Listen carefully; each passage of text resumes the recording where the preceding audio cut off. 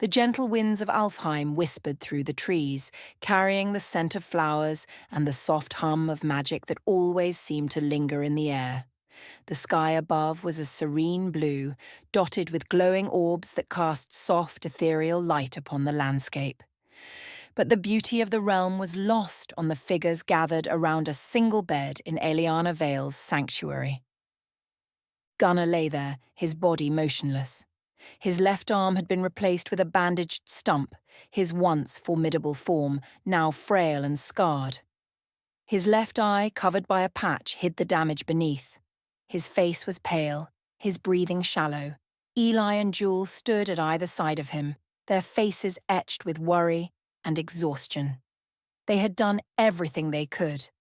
The magic of the Starlight Gem, the healing potions, and their combined expertise had brought Gunnar back from the brink of death, but he was not yet out of danger. The wolves, Alpha, Omega, and Bravo, lay nearby, their golden eyes ever watchful, sensing their Alpha's life hanging in the balance. The rest of the pack sat in silent vigil, the weight of the recent battle heavy on their hearts. Clara paced at the edge of the room, her face a mask of calm, though the tension in her movements betrayed the storm raging within her. In the corner, Eliana Vale stood quietly, her silver staff shimmering in the low light of the room. Her face was unreadable, but her ancient eyes, which had witnessed the rise and fall of countless realms, were clouded with concern. Suddenly, Gunnar stirred, his hand twitching slightly. Jewel rushed forward, checking his pulse, while Ellie placed a hand gently on his forehead. "He's coming around," Jewel whispered, her voice filled with cautious hope. The pack gathered closer as Gunnar's eyelid fluttered open. His vision was blurred, his body still weak, but his gaze found Clara, then Eliana. He swallowed hard, his throat dry, and tried to speak, but no words came. "Rest," Eli said softly, placing a hand on his shoulder. "You're safe now. We're here." Gunnar's eye shifted toward the wolves and then toward the pack standing around him. His chest rose and fell steadily, and though he was weak, the flicker of resolve had not left him. "Did we win?" Gunnar croaked, his voice barely a whisper. Clara moved closer, kneeling beside the bed. "We did," she said softly. "Ultranacious Eternus is no more." A ghost of a smile flickered across Gunnar's lips, but it quickly faded as pain washed over him. His gaze shifted back to Eliana. He didn't need to ask. The future was still uncertain. Though the Demon King had been defeated, Gunnar knew that darkness never truly vanished. It only retreated, waiting for the next moment of weakness. But for now they had won, and that was enough. Lysandra Diabolosa stepped into the room, her form shadowed as she stood by the entrance. Her face was solemn, but her eyes, once cold and filled with the weight of her past, now held a newfound determination. "I have sent word to my sisters," Lysandra said quietly. "They will ensure the monsters are contained and order is restored. My father's reign of darkness is over." Gunnar looked at her, his expression unreadable. He had fought alongside Lysandra, and though she had proven herself a valuable ally, her lineage still lingered like a shadow between them. Yet, he knew she had made her choice, just as he had. "Thank you," Gunnar managed to say, his voice hoarse. Lysandra nodded, her gaze lingering on him for a moment longer before she stepped back, allowing the pack to gather closer once more. Eliana Vale finally moved from her corner, her presence commanding the room's attention. She stepped to Gunnar's bedside, her silver staff glowing softly as she placed a hand on his chest. "The balance has been restored," Eliana said quietly, her voice carrying the weight of eons. "But it is fragile, as it always has been. You have done more than we could ever ask of you, Gunnar.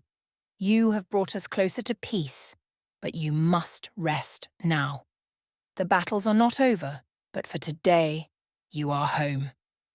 Gunnar's eye closed, exhaustion overtaking him, and he sank back into the bed, his breathing steady. Clara placed a hand on his remaining arm, her grip firm and reassuring. "We'll watch over you, Gunnar," she whispered, her voice filled with quiet resolve. "We'll carry on until you're ready to lead us again." The pack lingered in the room, keeping watch over their alpha as the day stretched into night. The wolves rested at Gunnar's bedside, their eyes never leaving him, while Eliana stood sentinel at the door, ensuring no harm would come to them in this sanctuary. Outside, the world of Alfheim was at peace, if only for a moment. The trees swayed gently in the wind, the glowing orbs casting their soft light across the land. In this magical realm, the darkness had been pushed back, but the shadows still lingered in the corners of the world, waiting for their moment. But for now, the pack was together, and Gunnar, though broken, had survived. And with him, so had hope. As the night deepened, the last words spoken in the room were soft and full of promise. "We'll face whatever comes next. Together." The gentle winds of Alfheim whispered through the trees, carrying the scent of flowers and the soft hum of magic that lingered in the air. The world outside the sanctuary was a place of peace and beauty, but within the stone walls, tension hung thick like a storm waiting to break. Gunnar lay on his bed, his body a motionless shadow of the man he once was, his left arm a bandaged stump, his eye covered with a patch, and his mind consumed by darkness. Days had passed since the battle, but the mental scars were deeper than any wound. His body had begun to heal, but the nightmares were constant. Trinity's face haunted him. Her betrayal, the pack's sacrifices, his failures. They echoed in his mind like a relentless storm, and each day he slipped further into the abyss. Clara had been pacing outside the room for what felt like hours, her movements sharp and tense. The air around her practically crackled with her pent-up emotions. She had tried to keep it together to give him space, but seeing Gunnar like this, so distant, so broken, was breaking her in return. And the betrayal she felt over him going into battle alone still burned like a fresh wound. Finally, she couldn't take it anymore. With a forceful push, Clara stormed into the room, her footsteps heavy, her eyes blazing with barely contained fury. She stood at the foot of Gunnar's bed, fists clenched at her sides, her entire body trembling with emotion. "Get up," she demanded, her voice low and sharp. Gunnar didn't respond. His gaze remained fixed on the ceiling, his eye vacant, as if he didn't even register her presence. That only fueled her anger.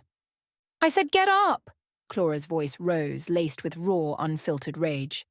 Still, Gunnar didn't move, his silence like a wall between them. Clara's jaw tightened, and without thinking, she grabbed the edge of the bed and shook it with all her strength, forcing Gunnar to acknowledge her. "Damn it, Gunnar!" she shouted, her voice cracking under the weight of her emotions. "I'm done with this. I'm done with watching you lie there like you've already given up. You left us, you left me, and now you're just lying here, rotting."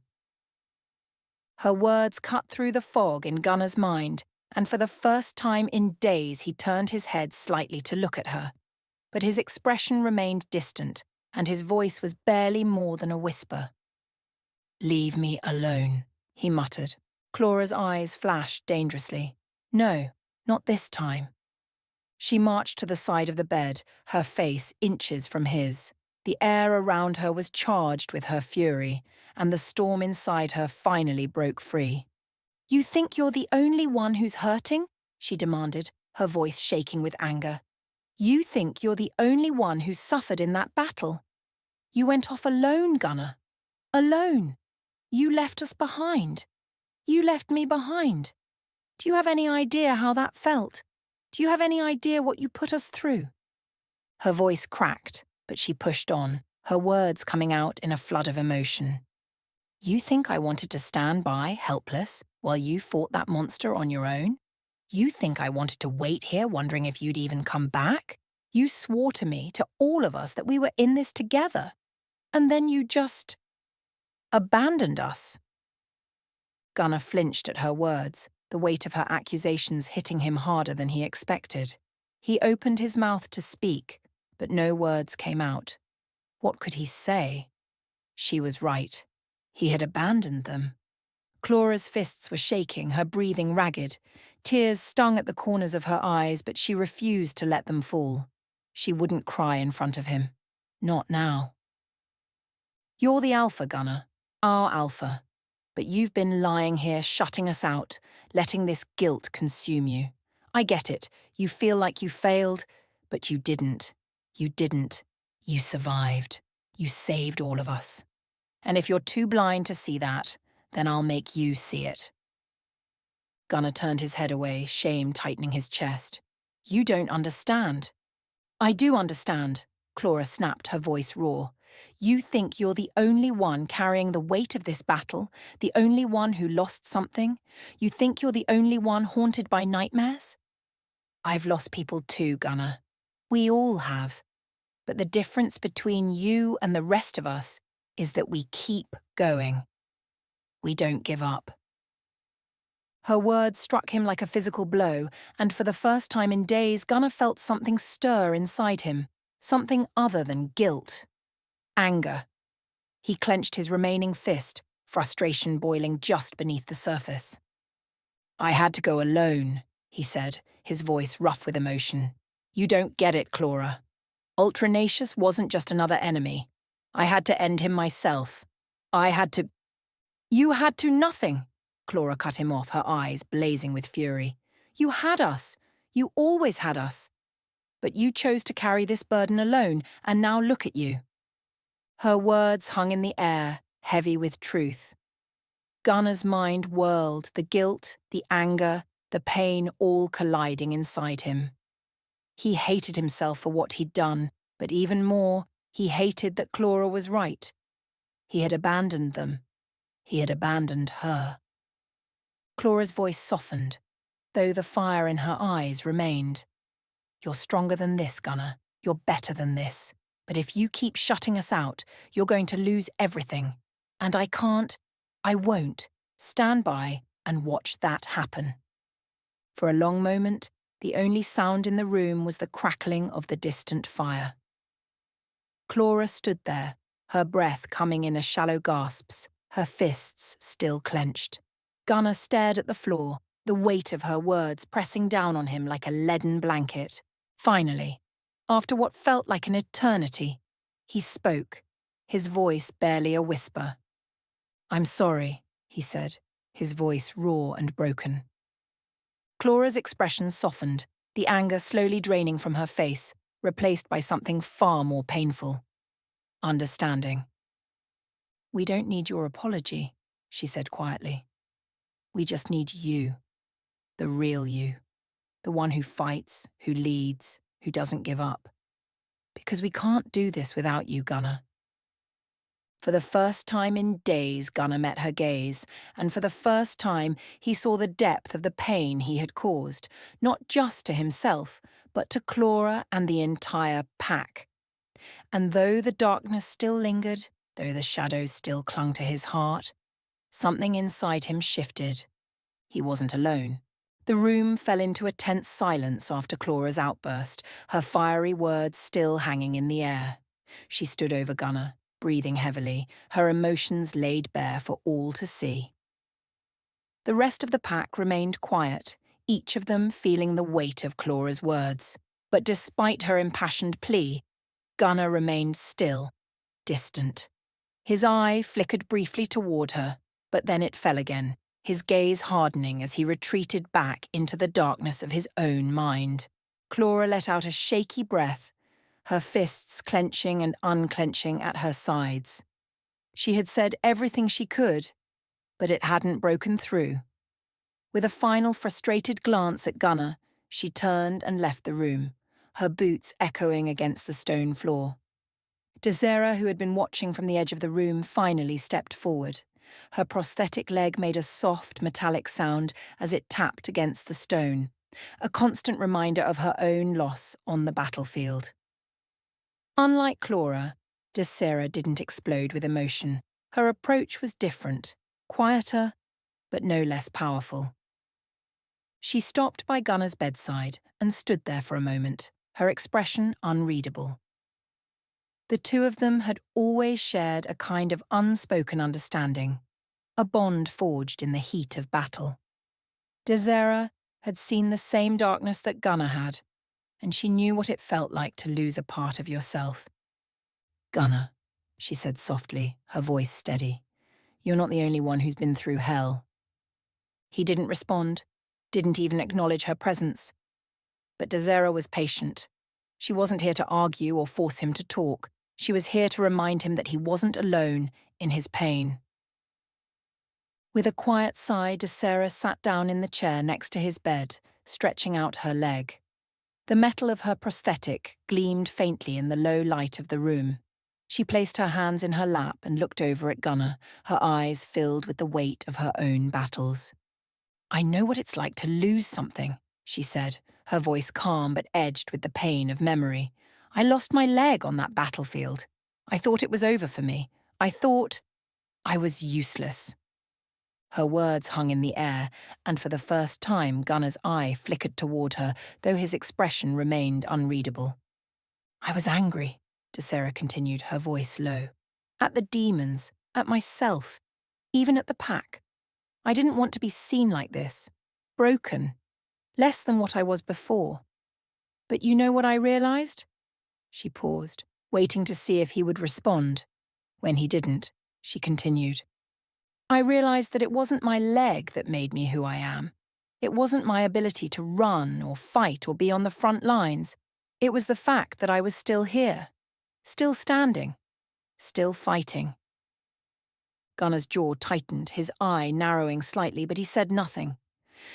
Desera wasn't sure if her words were getting through, but she wasn't done yet. "Look at me," she said, her tone soft but firm. "Look at this." She gestured to her prosthetic leg. "I didn't want this. Hell, I hated it at first. I didn't want anyone's pity. But you know what? This leg doesn't define me. Just like losing your arm, your eye, doesn't define you. You're still Gunnar. You're still our alpha."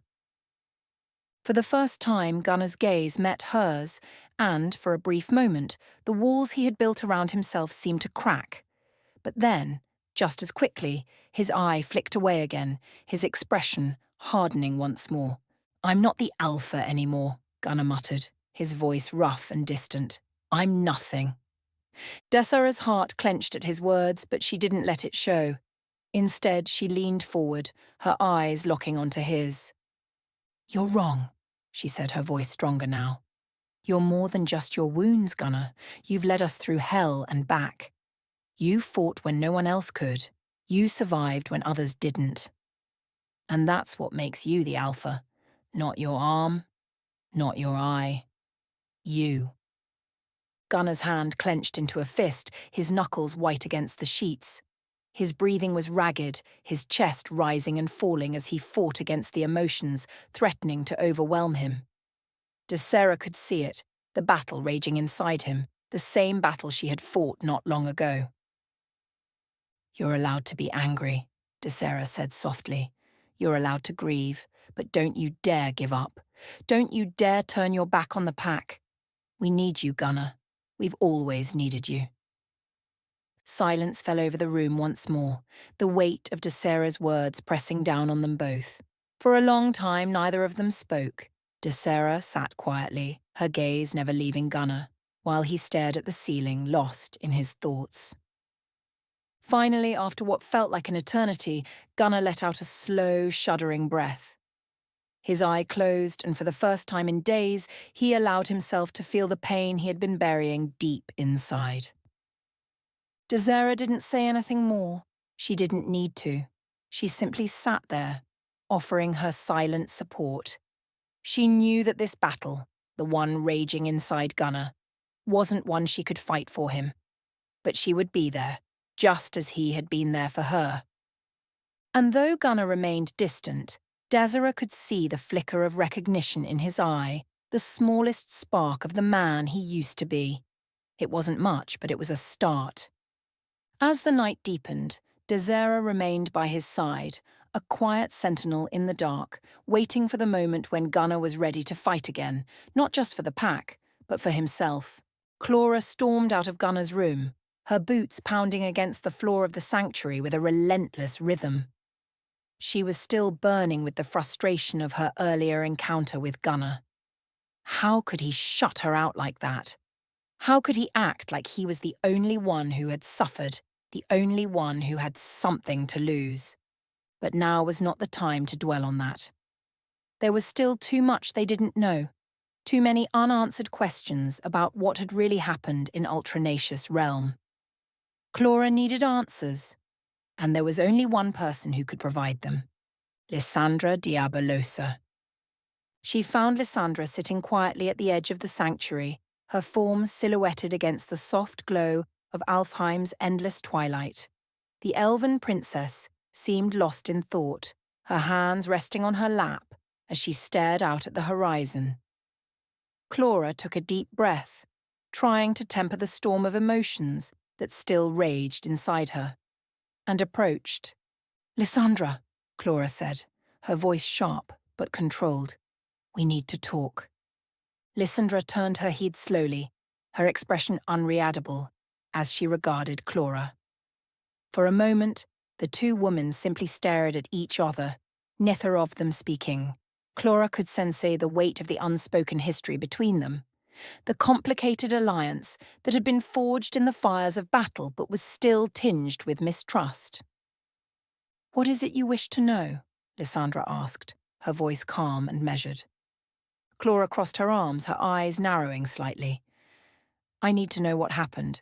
What really happened when Gunnar faced your father." Lysandra sighed softly, her gaze dropping to the ground. For a moment, Clara thought she might refuse to answer, but then the elven princess nodded slowly and gestured for her to sit beside her. Clara hesitated, still feeling the tension between them, but then she sat, keeping her posture rigid. Lysandra was quiet for a long time before she finally spoke. "It was more than I expected," Lysandra began, her voice quiet. "When Gunnar arrived in my father's realm, I could feel the weight of his purpose, the sheer force of his determination to end my father once and for all, but he wasn't prepared for what he would face." Clara's jaw tightened. "And you? What were you doing during all this?" Lysandra's eyes flickered with something, guilt perhaps, but she quickly composed herself. "I fought alongside him. At first. But my father, he is a creature of darkness unlike anything Gunnar or I had ever faced. His power was overwhelming and I failed." Clara's eyes narrowed. "Failed how?" Lysandra looked away, her voice thick with regret. "My father, he used his dark magic to restrain me, to try and turn me back to his side. I couldn't stop him. I couldn't help Gunnar when he needed me most." Clara could feel her frustration bubbling to the surface again. "So, you just let him fight alone? You let him lose his arm and his eye while you stood by?" Lysandra flinched, and Clara instantly regretted her harsh words. She knew this wasn't Lysandra's fault, at least not entirely. But she couldn't shake the anger she felt. Gunnar had been through hell, and she needed to know why. "I didn't let him," Lysandra said, her voice rising slightly in defense. "I was bound by my father's magic. I fought with everything I had, but it wasn't enough. Gunnar, he had to face my father alone." Clara's fists clenched at her sides. The idea of Gunnar, already weakened by his injuries, facing down the Demon King without anyone at his side was more than she could bear. "What happened next?" Clara asked, her voice low and dangerous. Lysandra's expression grew darker. "My father taunted him, used his words to cut deep. He told Gunnar about Trinity, about how she was alive and working with him all along. It was cruel. You could see the pain on Gunnar's face, and then, in that moment of distraction, my father struck. He disarmed him, took Starbreaker from his hands." Clara felt a sharp pang of fury rise in her chest. The idea of Ultranacious toying with Gunnar, playing on his emotions like that, made her blood boil. "And then," Clara prompted, her voice strained.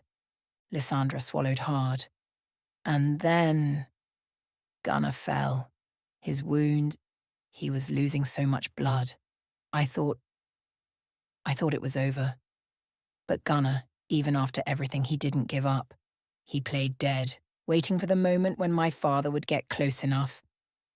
Clara's breath caught in her throat. She could picture it. Gunnar, bleeding and broken, still finding a way to keep fighting. When my father came near, Lysandra continued, her voice trembling slightly, Gunnar struck. He used his silver dagger to sever my father's Achilles tendon. The Demon King fell, and Gunnar, he drove the dagger into his heart. He ended him. Clara closed her eyes, trying to process everything Lysandra had said. The image of Gunnar, wounded and alone, still finding a way to defeat Ultranacius, filled her with both pride and sorrow. But the details of the battle, Trinity's betrayal, the toll it had taken on Gunnar, were almost too much to bear. "And after that?" Clara asked quietly. Lysandra looked down, her voice barely a whisper. "After that, Gunnar collapsed. I tried to help him, but he was already fading. I used the potion he gave me to heal myself, but by the time I turned back to him, he was unconscious." Clara's heart ached at the thought of it. She had known Gunnar was strong, stronger than anyone she had ever known, but even he had limits, and it sounded like he had come dangerously close to reaching them. "I called for you," Lysandra added softly. "I used his talisman, and then the pack arrived." Clara nodded slowly, the memory of that moment fresh in her mind. She had felt the urgency in Lysandra's call, the sheer desperation in her voice. And now, hearing the full story, Clara understood why. For a long time, the two women sat in silence, the weight of the battle hanging between them. Finally, Clara spoke again, her voice quieter now. "Thank you," she said, though the words were difficult to say, "for calling us, for helping him." Lysandra nodded, her eyes flickering with a mix of emotions. "I did what I could, but Gunnar, he's the one who saved us all." Clara stood up, her mind racing with everything she had just learned. She knew now that there were no easy answers, no simple way to fix what had been broken. But one thing was clear. Gunnar had given everything to defeat Ultranacius, and now it was up to the pack to help him find his way back. Without another word, Clara turned and walked away, her steps heavy with the weight of what was to come. Clara was already halfway out of the sanctuary when a voice called after her, soft yet filled with purpose. "Clara, wait." She paused, recognizing Lysandra's voice, and turned to face her. Lysandra's expression was difficult to read, but there was a flicker of something deeper in her eyes, an uneasiness mixed with resolve. "There's something I need to tell you," Lysandra said, stepping forward and producing something from beneath her cloak. The familiar glint of silver caught Clara's eye, and her breath hitched. It was Gunnar's dagger, the one enchanted with the starlight gem, the one he had used to strike down Ultranacius. Lysandra held it carefully in her hand, the blade gleaming faintly in the light. "I found this in the remains," Lysandra explained, her voice softer now. "It was buried in the ash that was once my father. I thought maybe Gunnar would want it back." Clara's eyes narrowed, tension flickering in her chest. That dagger was more than just a weapon.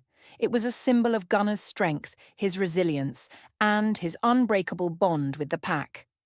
And now Lysandra, daughter of the very creature who had tried to destroy them, stood before her, offering it back. Lysandra noticed the hesitation in Clara's eyes and spoke quickly. "I only want to return it. To him. In person. I wouldn't take it from him otherwise." Clara studied her for a long moment, weighing the sincerity in her voice. Finally, she nodded. "He's in the sanctuary. Come with me." As they walked in silence, the weight of the dagger between them, Clara couldn't help but feel a sense of unease.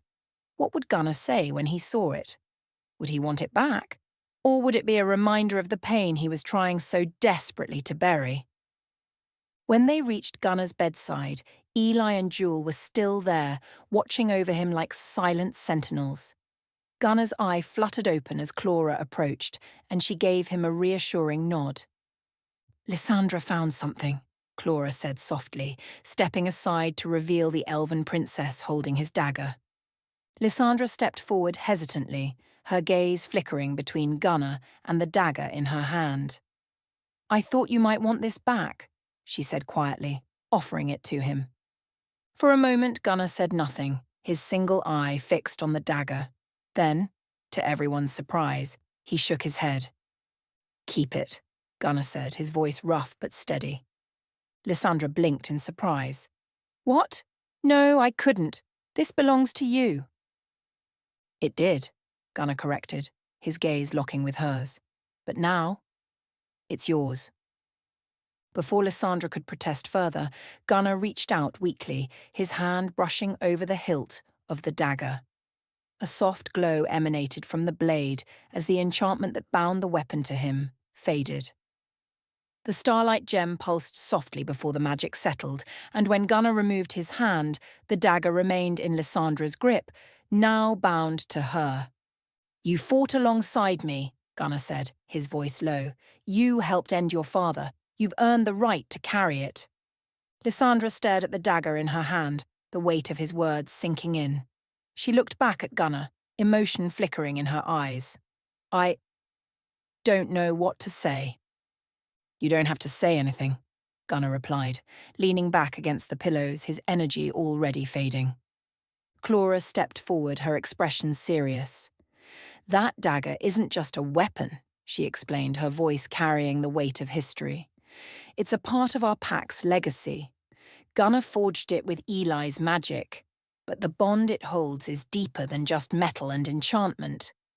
Lysandra listened intently, her eyes wide. "That dagger represents protection, loyalty, and sacrifice," Clara continued. "It was meant to be a tool of salvation in the darkest moments, and it carries the strength of the entire pack with it. By giving it to you, Gunner isn't just offering you a weapon, he's offering you trust, a place beside us." The significance of Clara's words wasn't lost on Lysandra. She looked down at the dagger, feeling the weight of it in her hand, not just physically but emotionally as well. It was more than just a blade now. It was a connection to the pack, to Gunner, and to the battle they had fought together. Lysandra nodded, her grip tightening on the hilt. "Thank you," she whispered, her voice thick with emotion. Clara gave her a firm nod, her expression softening slightly. "Don't take it lightly. You're one of us now." For the first time since arriving in Alfheim, Lysandra felt a sense of belonging, a fragile but undeniable bond forming between her and the pack. She knew it would take time to fully earn their trust, especially Clara's. But this was a start. With a final glance at Gunner, who had already drifted back into a fitful sleep, Lysandra tucked the dagger into her belt, the cool weight of it grounding her in this new reality. The pack had accepted her, and now she would carry their legacy forward, no matter what came next. 2 more days passed in the serene but heavy atmosphere of Alfheim. The quiet hum of the magical realm did little to ease the tension growing in the hearts of those gathered around Gunner. Though his physical wounds had begun to mend under Eli and Jewel's care, the deeper, invisible wounds, the ones that gripped his mind, remained raw and unhealed. The pack could sense it, and their concern was palpable. Clara was the first to voice what everyone was thinking. "He can't stay here much longer," she said, pacing the length of the room. Her fierce brown eyes flickered between the still form of Gunner and the rest of the pack. "He needs something more than just magic. Alfheim is a place of peace, but Gunner needs to face his demons, and he can't do that here." Desera, who sat on the edge of the bed watching over Gunner with a solemn gaze, nodded. "He needs to be in familiar territory. The workshop, Earth. Maybe being back home will help him remember who he is." Bianca, ever the maternal figure of the pack, crossed her arms and sighed. "He's never been one to heal just by resting. Gunner needs a fight, something to focus on. But here, all he's doing is drowning in memories." The wolves, Alpha, Omega, and Bravo, whined softly from their place beside Gunner's bed, as if sensing the pack's discussion. Eli, who had been by Gunner's side, constantly frowned. I've done everything I can with the magic of Alfheim, but it can only heal the physical, the mind, his spirit. That's a different battle. Just then, Lysandra entered the room, her expression tense. She looked weary, though she tried to keep her composure. Clara and the others turned to her, sensing that something was on her mind. I've just received word from home, Lysandra said quietly, her gaze falling on Gunner. My sisters need me. With my father gone, there's much to repair, monsters to control, and I'm needed there to help restore order. Clara's eyes softened slightly. Of course. You've done enough here, Lysandra. You're part of the pack now, but your people need you too. Lysandra gave a small nod, but her eyes remained on Gunner's still form. Before I go, I wanted to check on him, and to say goodbye. She stepped forward, her hand instinctively brushing the hilt of the silver dagger Gunner had given her. The weight of it on her hip had become a comfort, a reminder of the bond she had forged with Gunner and the pack. He'll recover, Clara said, though the uncertainty in her voice didn't go unnoticed. Lysandra crouched beside the bed, her sharp elven features softened with concern. I'll keep the talisman close. Call on me if you need anything, no matter how far I am. She paused, looking at Clara. He gave me the dagger, but there's something more I need to say. If he wakes, tell him I'll be waiting. If he ever needs to come to my realm, for any reason, he's welcome. Clara nodded. I'll tell him. Lysandra stood, her eyes lingering on Gunner for a moment longer before she turned to the pack. Goodbye for now. I'll return when I'm able. As Lysandra left the room, the air grew heavy again, and Clara turned her attention back to the pack. She could see the worry in their faces, feel the weight of the decision they were trying to make. We need to move him back to Earth, Desera said, her voice steady and resolute. The workshop is where he belongs. He built that place with his own hands, and it's where he can find some sense of control again. Being in Alfheim, with all this peace, it's suffocating him. Jewel, who had been quiet up until now, nodded in agreement. He needs to face his struggles, not hide from them. We thought bringing him here would help, but maybe it's been doing the opposite. The workshop is where he started his fight against Black Dawn. It's where he can find his way back. Eli glanced at Clara, her eyes full of concern. Do you think he's ready? He's still weak. Clara sighed, running a hand through her dark hair. I don't know if he's ready, but keeping him here is only delaying what needs to happen. He needs to be surrounded by his pack, by the world he fought so hard to protect. And maybe, just maybe, that will give him the strength to start healing. Bianca, always the voice of reason, added, We'll take it one step at a time. We'll make sure he's stable before we move him, but we can't wait too long. The longer we stay here, the harder it's going to be for him to come back. The pack shared a look, the decision made between them without another word. Clara turned to Eliana Vale, who had been silently watching from the doorway. Can you open the portal to Earth? Eliana nodded, her silver eyes shimmering with understanding. Of course, I will make sure the transition is smooth, but know that this journey will be difficult for him. Healing is not always linear, and the darkness within him may take time to fully reveal itself. Clara squared her shoulders. We'll be there to help him fight it. The pack gathered around Gunner's bed, preparing for the journey ahead. The wolves, Alpha, Omega, and Bravo, stood at the ready, ever loyal to their alpha. As Eliana raised her staff and began to weave the portal, Clara placed a hand on Gunner's shoulder. Hold on, Gunner, she whispered. We're taking you home. The portal shimmered to life, its swirling light casting long shadows in Eliana Vale's sanctuary. The magic of Alfheim hung heavy in the air, a reminder of the peace this realm offered, but also the stillness that had begun to choke Gunner. For days, the pack had waited patiently, watching their alpha slip further into himself, into the dark corners of his mind. But Clara was done waiting. She stood at the foot of Gunnar's bed, her fierce eyes blazing with determination. The rest of the pack gathered around, their expressions a mix of concern and uncertainty. They had all discussed it, moving Gunnar back to Earth, back to the workshop where he belonged. But Clara had other plans. She wasn't about to carry him through the portal. Not anymore. With her hands on her hips, Clara stared down at Gunnar, her face a mask of resolve. The tension in the room was thick as a knife, and the pack could feel the shift in her demeanour. "Get up," she commanded, her voice cutting through the silence like a blade. Jewel, standing at Gunnar's side, shot her a concerned look. "Clara, he's still weak. Maybe—" "No," Clara cut her off, her tone leaving no room for argument. "We've been coddling him long enough. He's the alpha of this pack, our leader. He's not going to heal lying in that bed, wallowing in his misery. He needs to fight, like the rest of us have been." Gunnar's eye flickered open, his face pale, the exhaustion still etched deep into his features. His left arm was gone, his eye covered by a patch, and his body screamed with pain. But it was the weight in his chest, the overwhelming sense of failure and loss, that kept him anchored to that bed. Clara stepped closer, towering over him, her presence fierce and commanding. "I said, get up!" The rest of the pack exchanged uneasy glances. Bianca, always protective, spoke up. "Clara, maybe we should—" "I'm not asking!"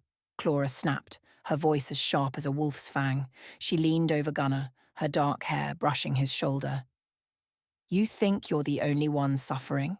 The only one carrying the weight of this war? We've all fought, Gunnar. We've all bled. Desera lost her leg and she's still standing. I've been holding this pack together while you lay here giving up." She grabbed his remaining arm, her grip firm but not unkind. "Get up, or I'll drag you through that portal myself, but you're not staying here to die." Gunnar groaned, his body protesting every movement. He tried to pull away from her grasp, but Clara was relentless. She wouldn't let him sink into that darkness any further. "Clara," Eli began softly, but Clara cut her off with a sharp look. "He's stronger than this," Clara said, her voice filled with both anger and something deeper, fierce loyalty. "He's our alpha, and it's time he starts acting like it." Gunnar's eye opened fully now, and he met Clara's gaze, her intensity piercing through the haze of his despair. For a long moment, he said nothing. His body was broken, his spirit shattered.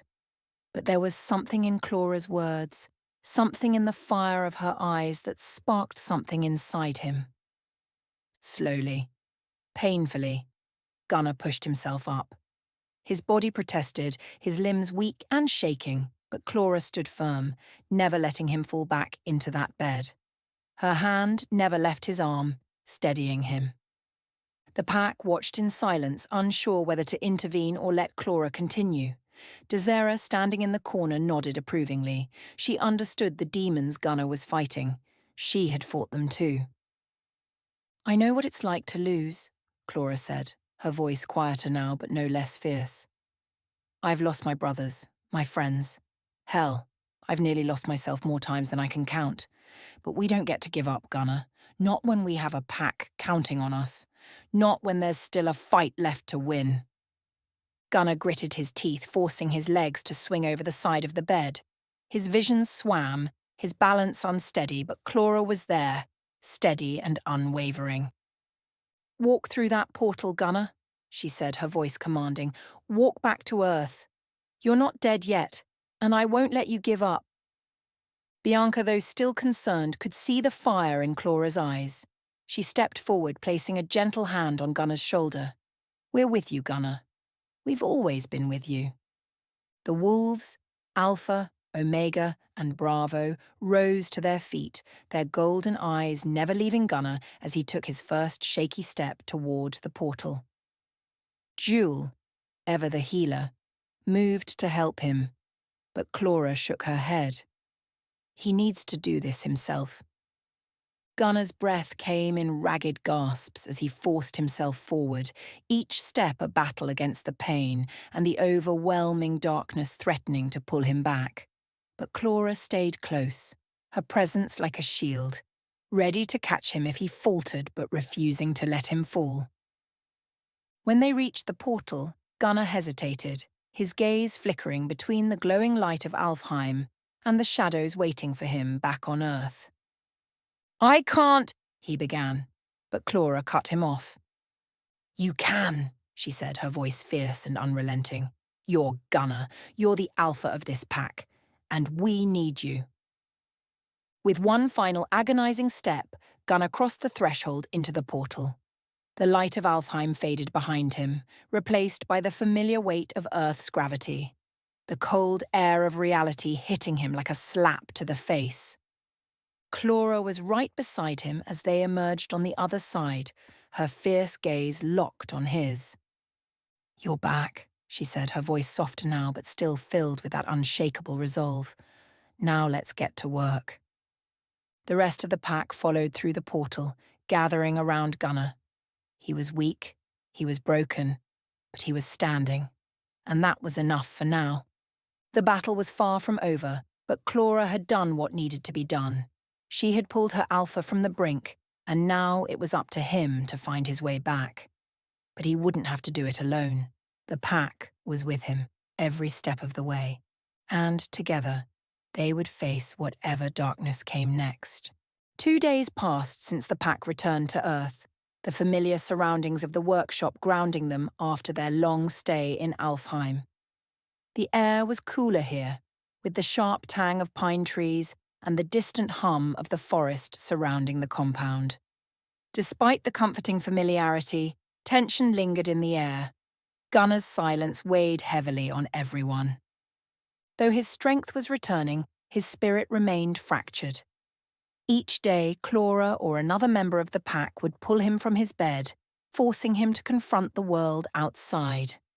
But Gunner remained distant, his thoughts always elsewhere, his one good eye scanning the horizon as though he expected the darkness to reach him here, too. On the 3rd day, it was Bianca's turn to walk with him. Her protective nature and nurturing demeanour made her the perfect companion for Gunner as he silently trudged through the forest path behind the workshop. She walked beside him, her usual warmth tempered by an understanding of the pain he carried. They walked in silence for a long time before Bianca spoke. "You don't have to say anything," she began, her voice gentle. "But I'm here if you want to. We're all here." Gunner said nothing, his gaze fixed on the ground ahead of them. His steps were slow, but they were getting steadier with each passing day. The physical wounds were healing. He could feel the strength returning to his muscles, the grip in his remaining hand firm once more. But the scars beneath the surface ran deeper, and those were harder to face.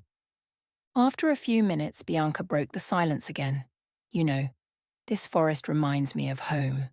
There's something about the smell of pine and earth that takes me back." She smiled faintly, though it didn't quite reach her eyes. "Whenever I felt lost, I'd come out here, cook something for the pack. We're family, Gunner. You've got us." Bianca's words hung in the air, but Gunner remained silent, though his steps slowed slightly. He heard her. He always heard them, but he didn't know how to respond.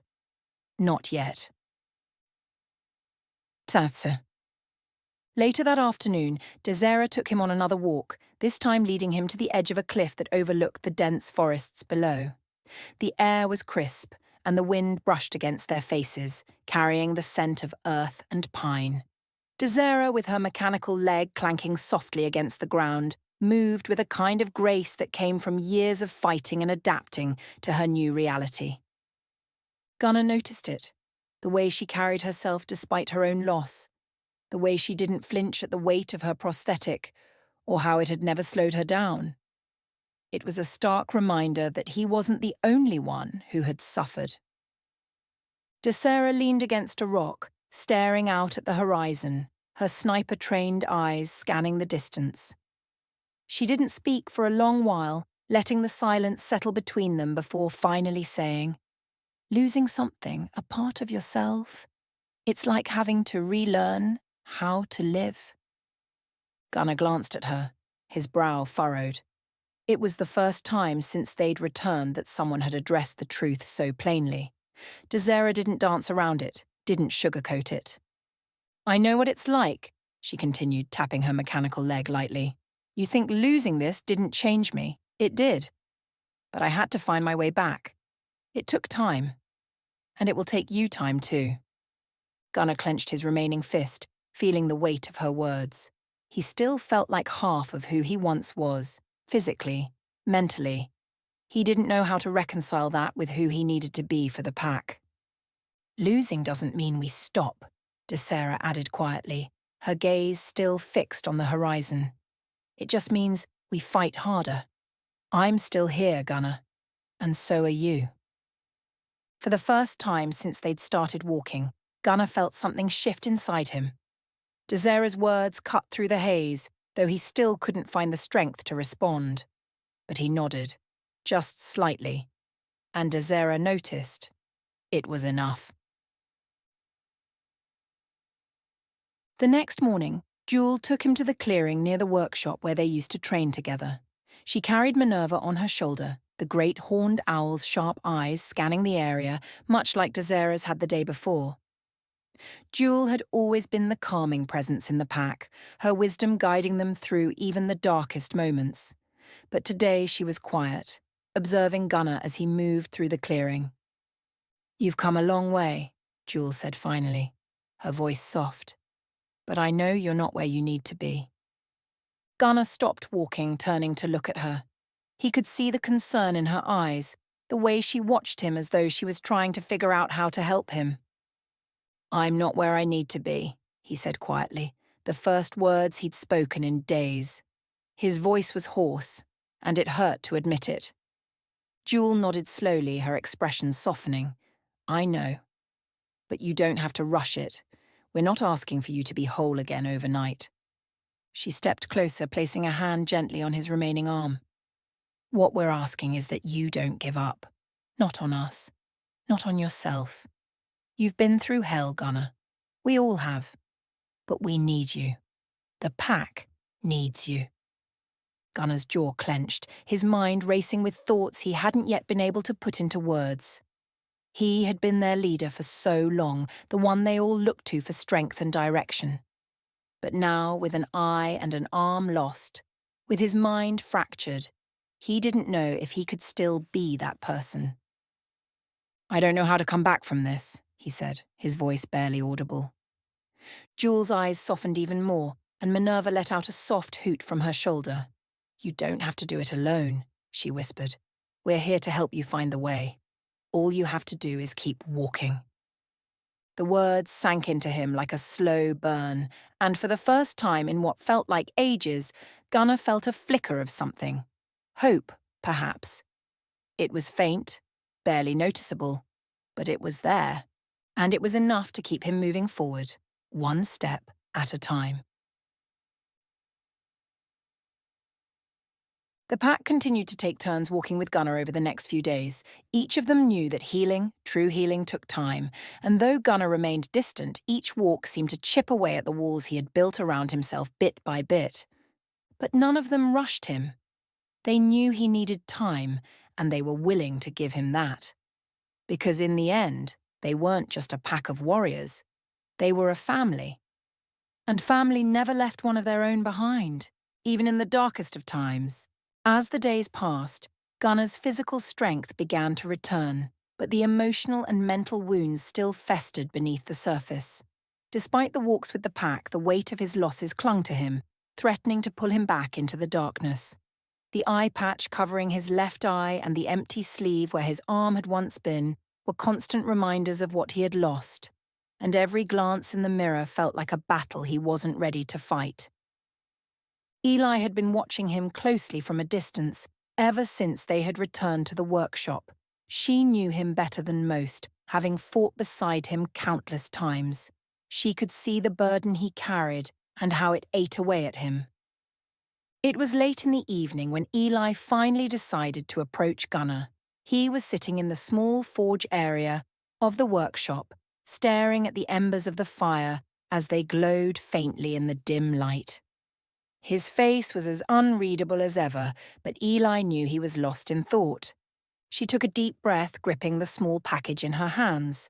This was something she had been working on in secret ever since they returned from Alfheim. A gift, but more than that, a tool she hoped would help him begin to reclaim some of the strength he had lost. Gunnar. Eli's voice was soft but firm as she stepped into the forge, her presence breaking through the silence. Gunnar looked up slowly, his remaining eye focused on her as she approached. He didn't say anything, just nodded in acknowledgement. Eli moved to stand beside him, placing the package down on the workbench in front of him. For a moment, neither of them spoke, the silence between them thick with unspoken words. Finally, Eli broke it. "I've been working on something," she said quietly, her eyes flickering between Gunnar and the package on the table. "Something for you." Gunnar frowned slightly, his brow furrowing as he glanced at the package. "What is it?" Eli hesitated for a moment, her fingers brushing over the package before she slowly began to unwrap it.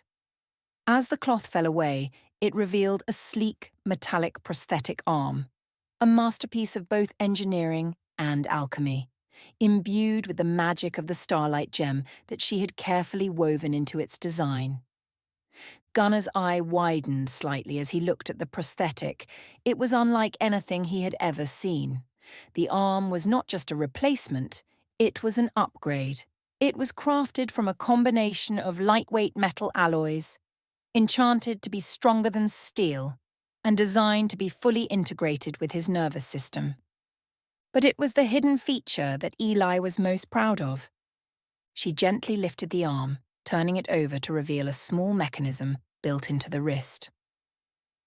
"There's something else," Eli said softly, her voice filled with quiet pride. "I've incorporated a dagger into the design. It's retractable, hidden inside the forearm.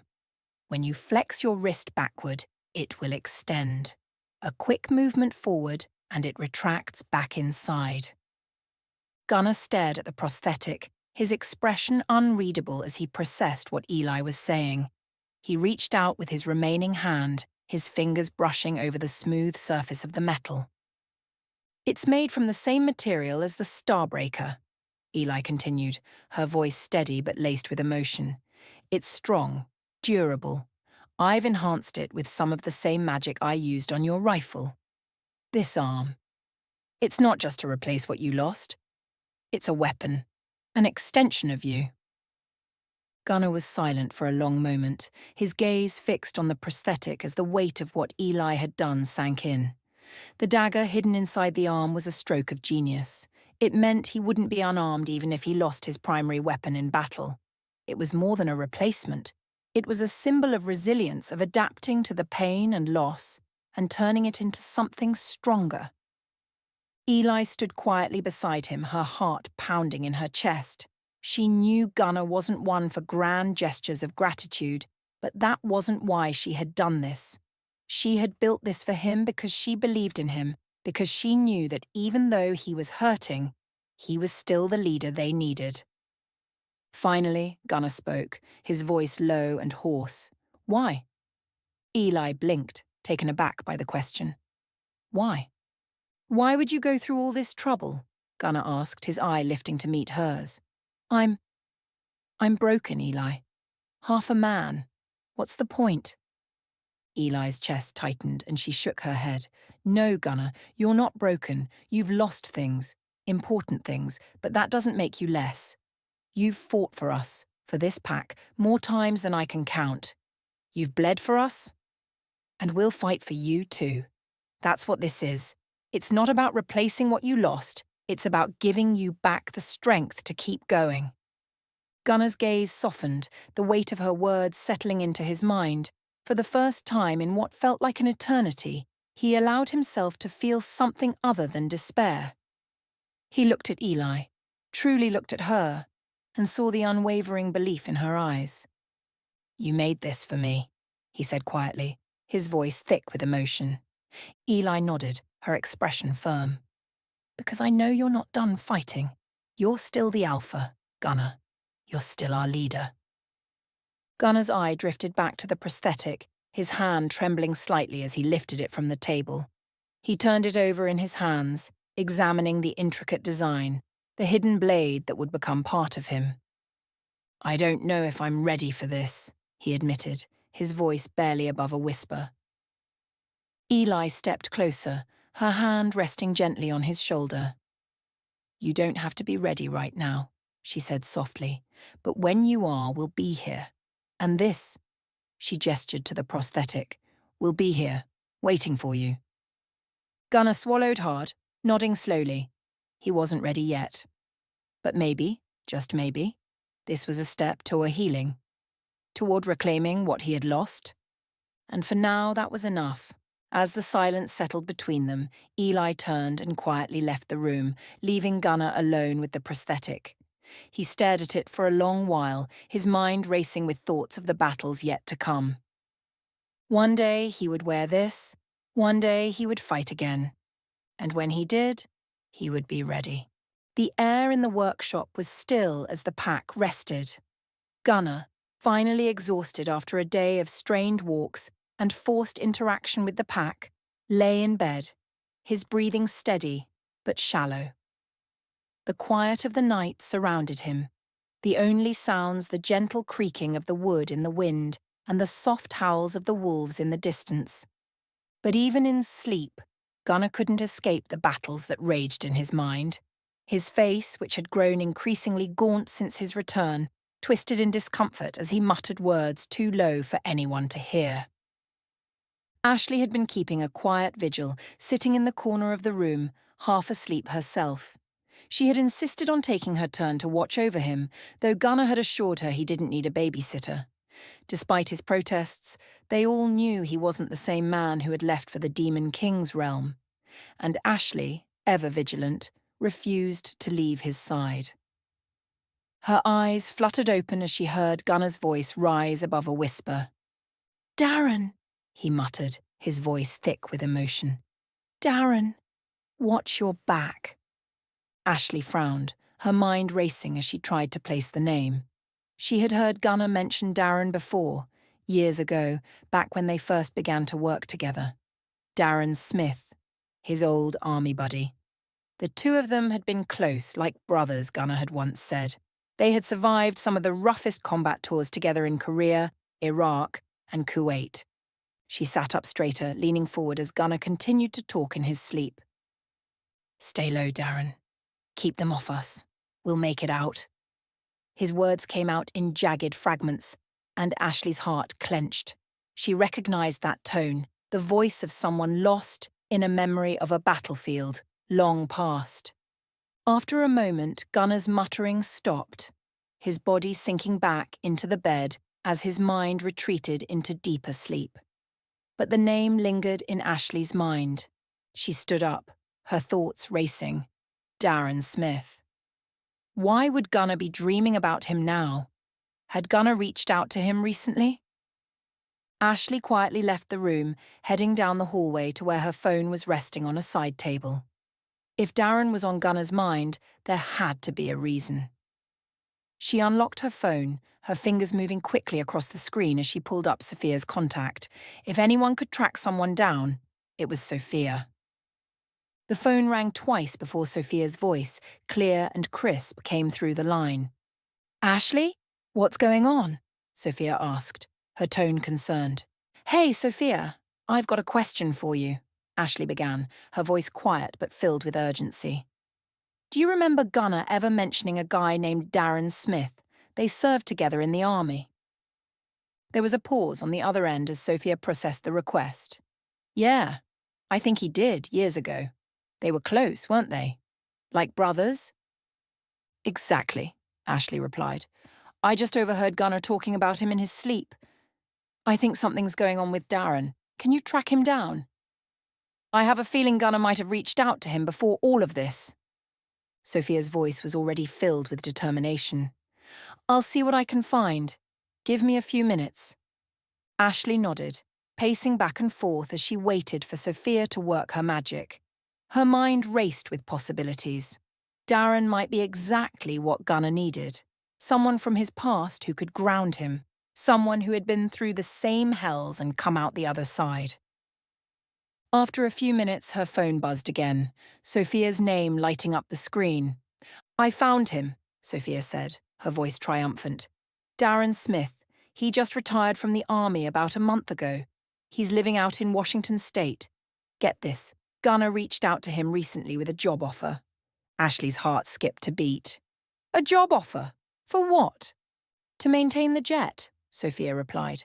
"Gunnar wanted him to come work for them and oversee the new aircraft, but I don't think Darren ever responded." Ashley took a deep breath, her mind swirling with possibilities. "Did Darren ever believe in, well, the things we deal with?" Sophia let out a soft chuckle. "Not at all.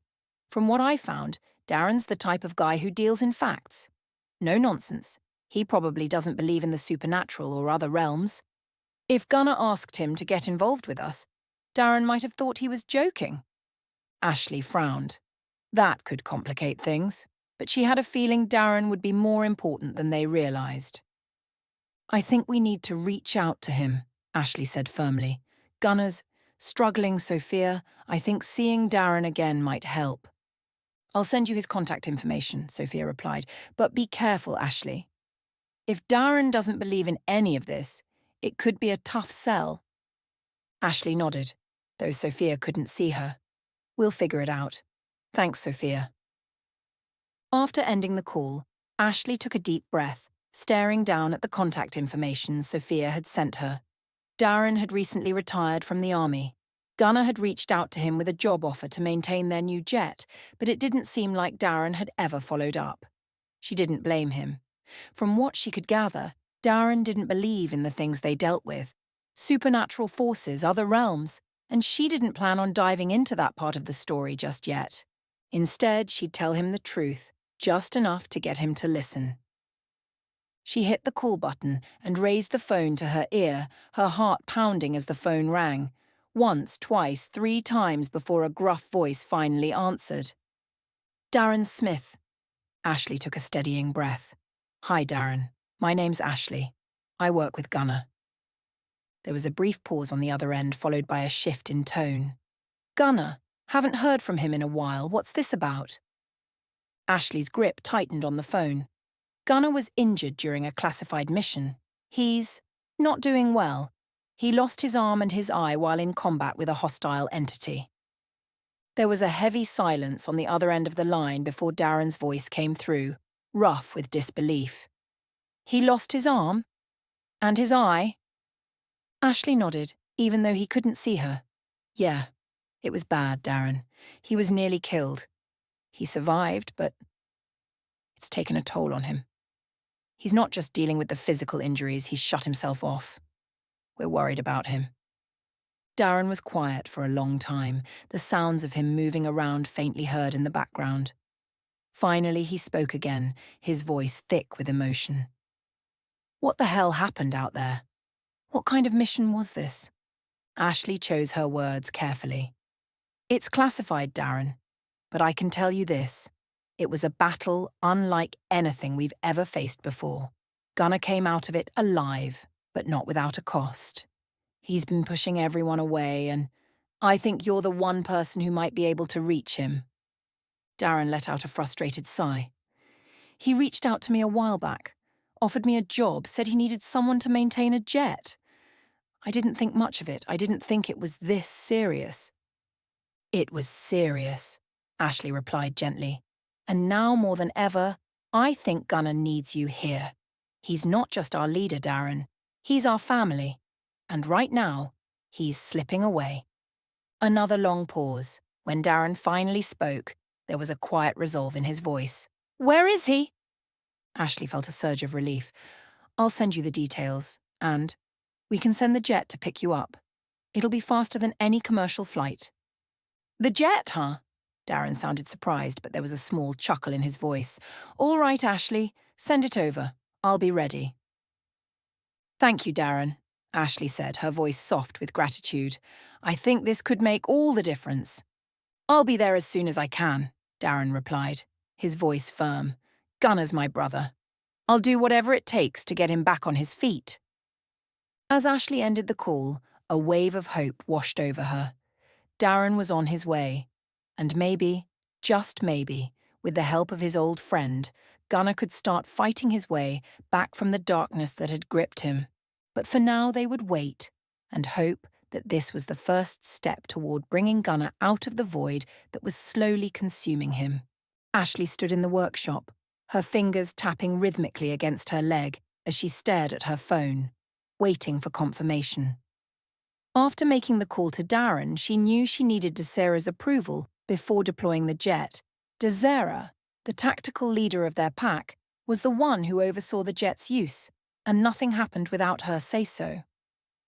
The phone buzzed in her hand, Desera's voice coming through the moment she answered.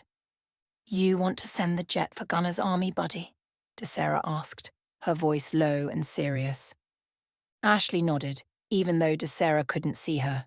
Yeah, Gunner's in a bad way, Des. If anyone can reach him, it's Darren.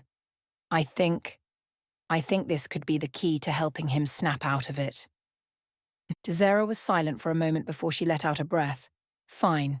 Send the jet. But keep me updated every step of the way. I want to know when you've got Darren on the ground.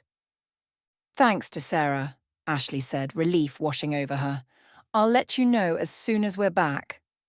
Moments later, the jet hummed to life, its powerful engines roaring as it lifted off vertically, the sleek form gliding into the sky with effortless grace. It would only be a few hours before it reached Darren's location. Darren Smith stood at the edge of the landing zone, his arms crossed over his chest as the sound of the jet approaching filled the air. The ground vibrated beneath his feet as the futuristic aircraft descended with the precision of a well-tuned machine. He had seen his share of high-tech military equipment during his time in the army. But this was something else, entirely. The jet hovered for a moment before touching down with a soft thud, its engines quieting as the rear ramp lowered to the ground. The interior was sleek and clean, filled with state-of-the-art equipment that Darren could only begin to guess the purpose of. He slung his bag over his shoulder and stepped inside, his boots echoing on the polished floor. The moment he was inside, the ramp lifted, and the jet rose into the sky once more, soaring effortlessly back toward its destination.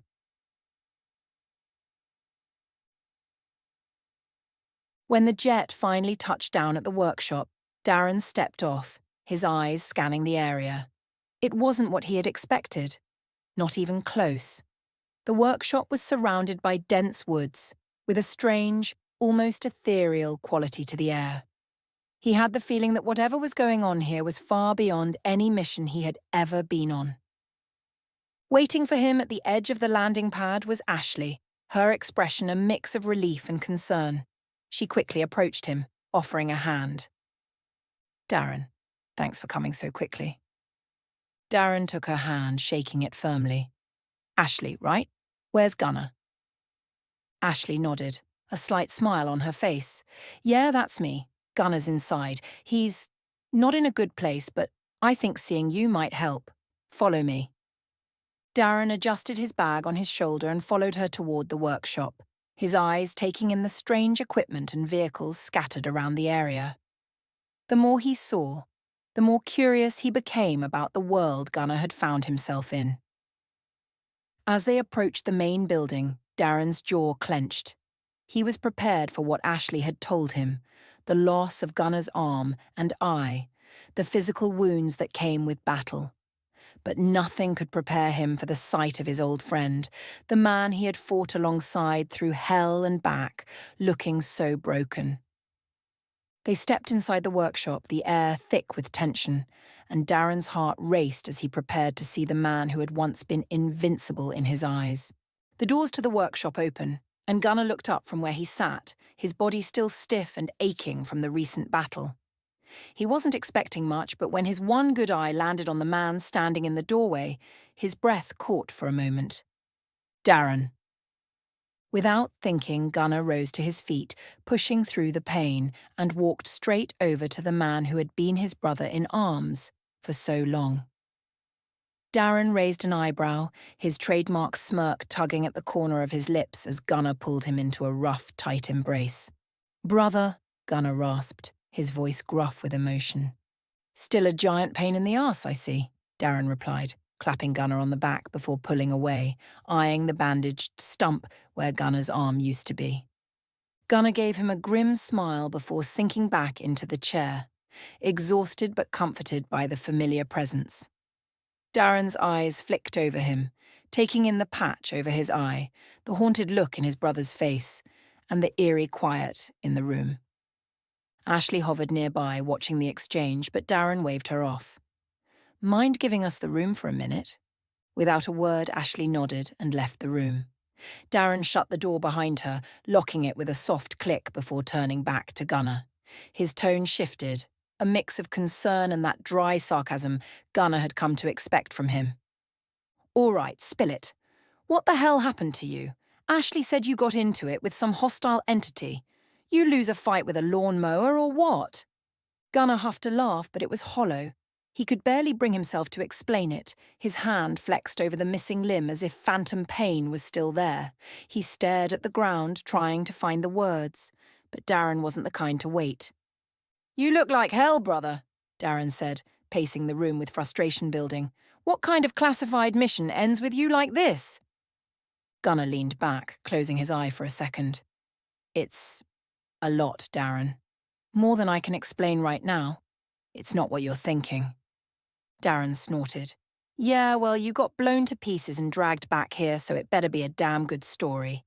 Because from where I'm sitting, you sound like you've gone mental. You're going to tell me this wasn't the result of you biting off more than you can chew?" Gunnar opened his mouth to reply, but before he could get a word out, a low, rumbling growl caught Darren's attention. He spun toward the window, where Alpha, the massive dire wolf, stood just outside. Darren's jaw slackened, his eyes going wide at the sight of the beast. "What the—" Darren started, taking a step back. "Gunnar, what the hell is that? Is that a freaking wolf?" Gunnar sighed.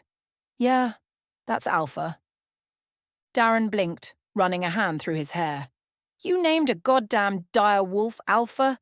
Jesus, man, what kind of crack are you smoking? Wolves that size don't exist, not in this world." Gunnar stayed silent, letting Darren's disbelief hang in the air. He didn't have the energy to argue, and part of him wondered if he was still sane himself. Before Darren could continue his tirade, the door creaked open again, and Eli stepped inside. She moved toward Gunnar with a soft, gentle touch, her fingers brushing against his forehead as she checked on him. "You're healing well," she said softly, her voice calm and soothing.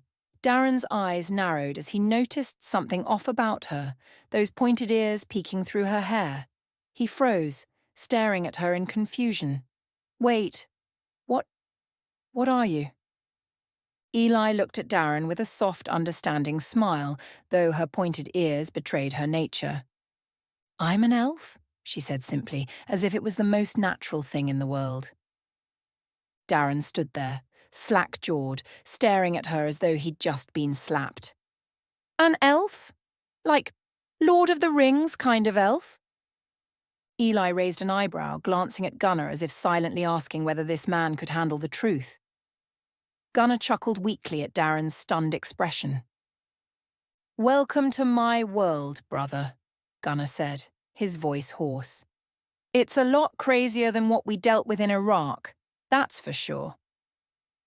Darren's hand dropped to his side as he tried to process it all. He turned back to Gunnar, his voice tinged with disbelief. "You've been fighting wolves, elves, and God knows what else." Gunnar nodded, feeling the weight of it all in his bones. "Yeah, and that's not even the half of it."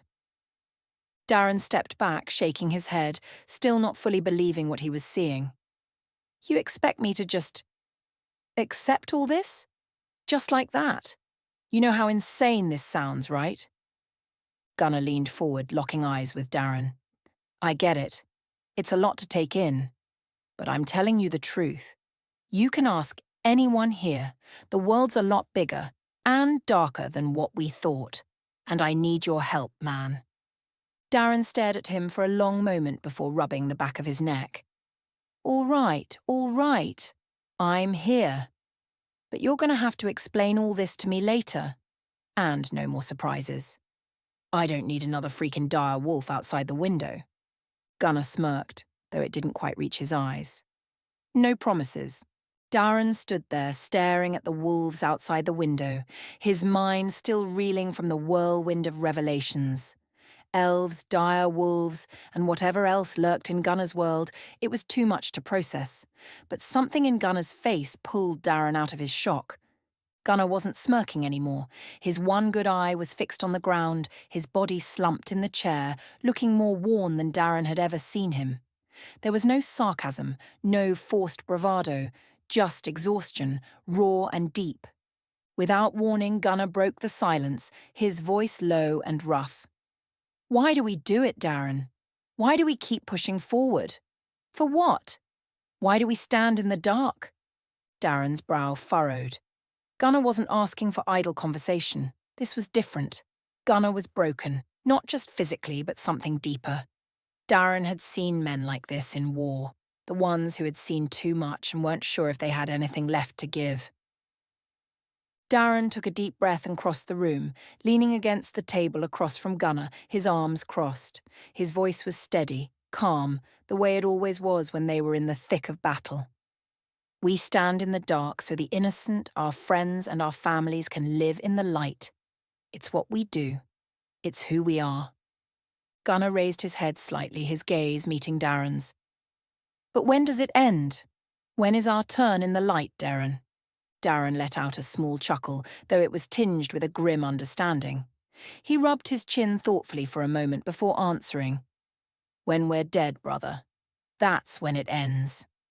I'm sure the Lord's got a place for us in heaven. A quiet spot in the back somewhere with a sleeping bag. After all, that's all we need, right? A humorless smile tugged at the corner of Gunnar's lips, though his eye still held that distant, haunted look. A sleeping bag in heaven. That's our reward, huh?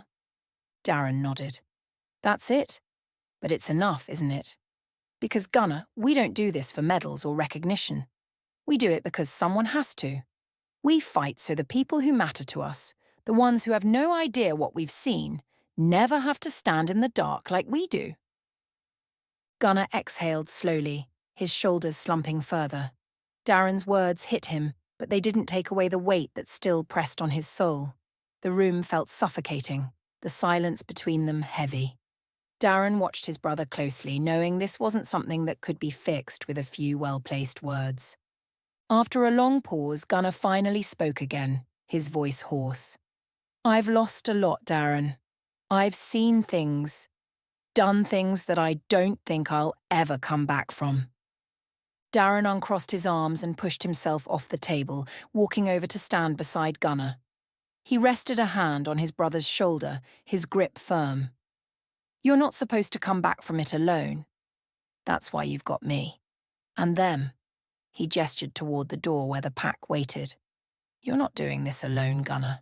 You never were. Gunnar's eye flickered with something. Maybe a spark of recognition, maybe just the beginning of something more. He didn't respond, but Darren knew that wasn't the point. Sometimes words weren't enough, but presence, brotherhood, that was. Darren squeezed Gunnar's shoulder again. Now, get your head straight, because I'm not about to let you sit here and wallow. We've still got a lot of fight left in us, and there's a lot of people counting on you. Not just here. Back home too. Gunnar didn't answer, but the silence between them felt different now. Less oppressive, less crushing. Darren straightened and took a few steps toward the door, glancing back at Gunnar over his shoulder. We stand in the dark so others can live in the light, Darren repeated, his voice softer this time. It's who we are. Don't forget that. Gunnar sat there, his gaze fixed on the floor, but Darren could see the gears turning in his mind.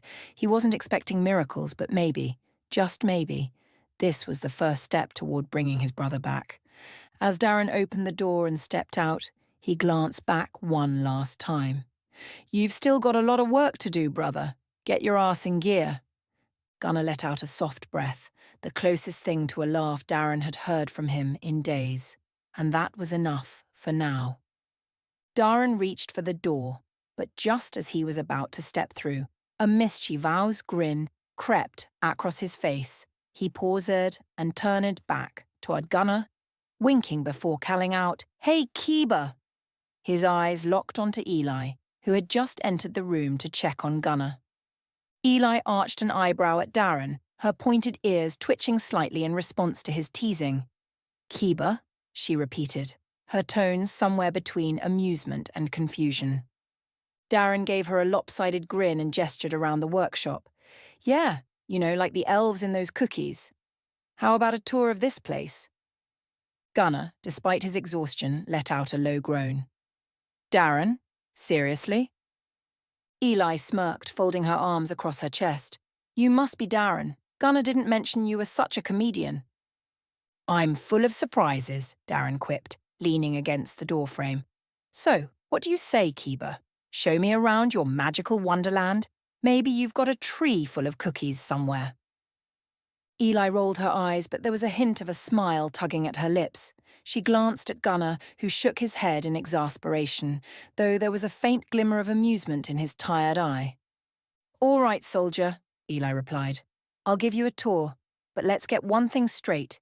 You're in my world now, and I don't bake cookies." Darren's grin widened. "I'll take my chances." Eli motioned for Darren to follow her, and they headed out of the room. As they disappeared down the hallway, Darren's voice echoed back. "Seriously, though? Pointy ears, magic potions, and no cookies? You elves are missing out." Gunnar leaned back in his chair, shaking his head but feeling a small, fleeting sense of normalcy return. Something he hadn't felt in what seemed like an eternity. He listened as Darren's voice faded into the distance, and for the first time in a long time, a faint, genuine smile crossed his lips. Eli guided Darren through the winding halls of the workshop, the walls lined with ancient runes and powerful artifacts, each one humming softly with magic. Darren's gaze swept over the place, a mixture of disbelief and awe slowly settling in as the reality of where he was finally started to sink in. "So, what exactly do you all do here?" Darren asked, his voice laced with sarcasm, but tinged with curiosity. Eli glanced at him, her lips quirking into a smirk. "You know, the usual. Save the world, fight off demonic invasions, heal people who do reckless things, like losing limbs in battle." "Sounds like a regular Tuesday," Darren muttered, rubbing the back of his neck. "Gunnar really knows how to pick his battles." As they rounded the corner, they entered a large, open room filled with weapons, armor, and various tech equipment. A tall, imposing figure stood in the middle of the room, cleaning a sniper rifle with methodical precision. "That's Desera," Eli explained.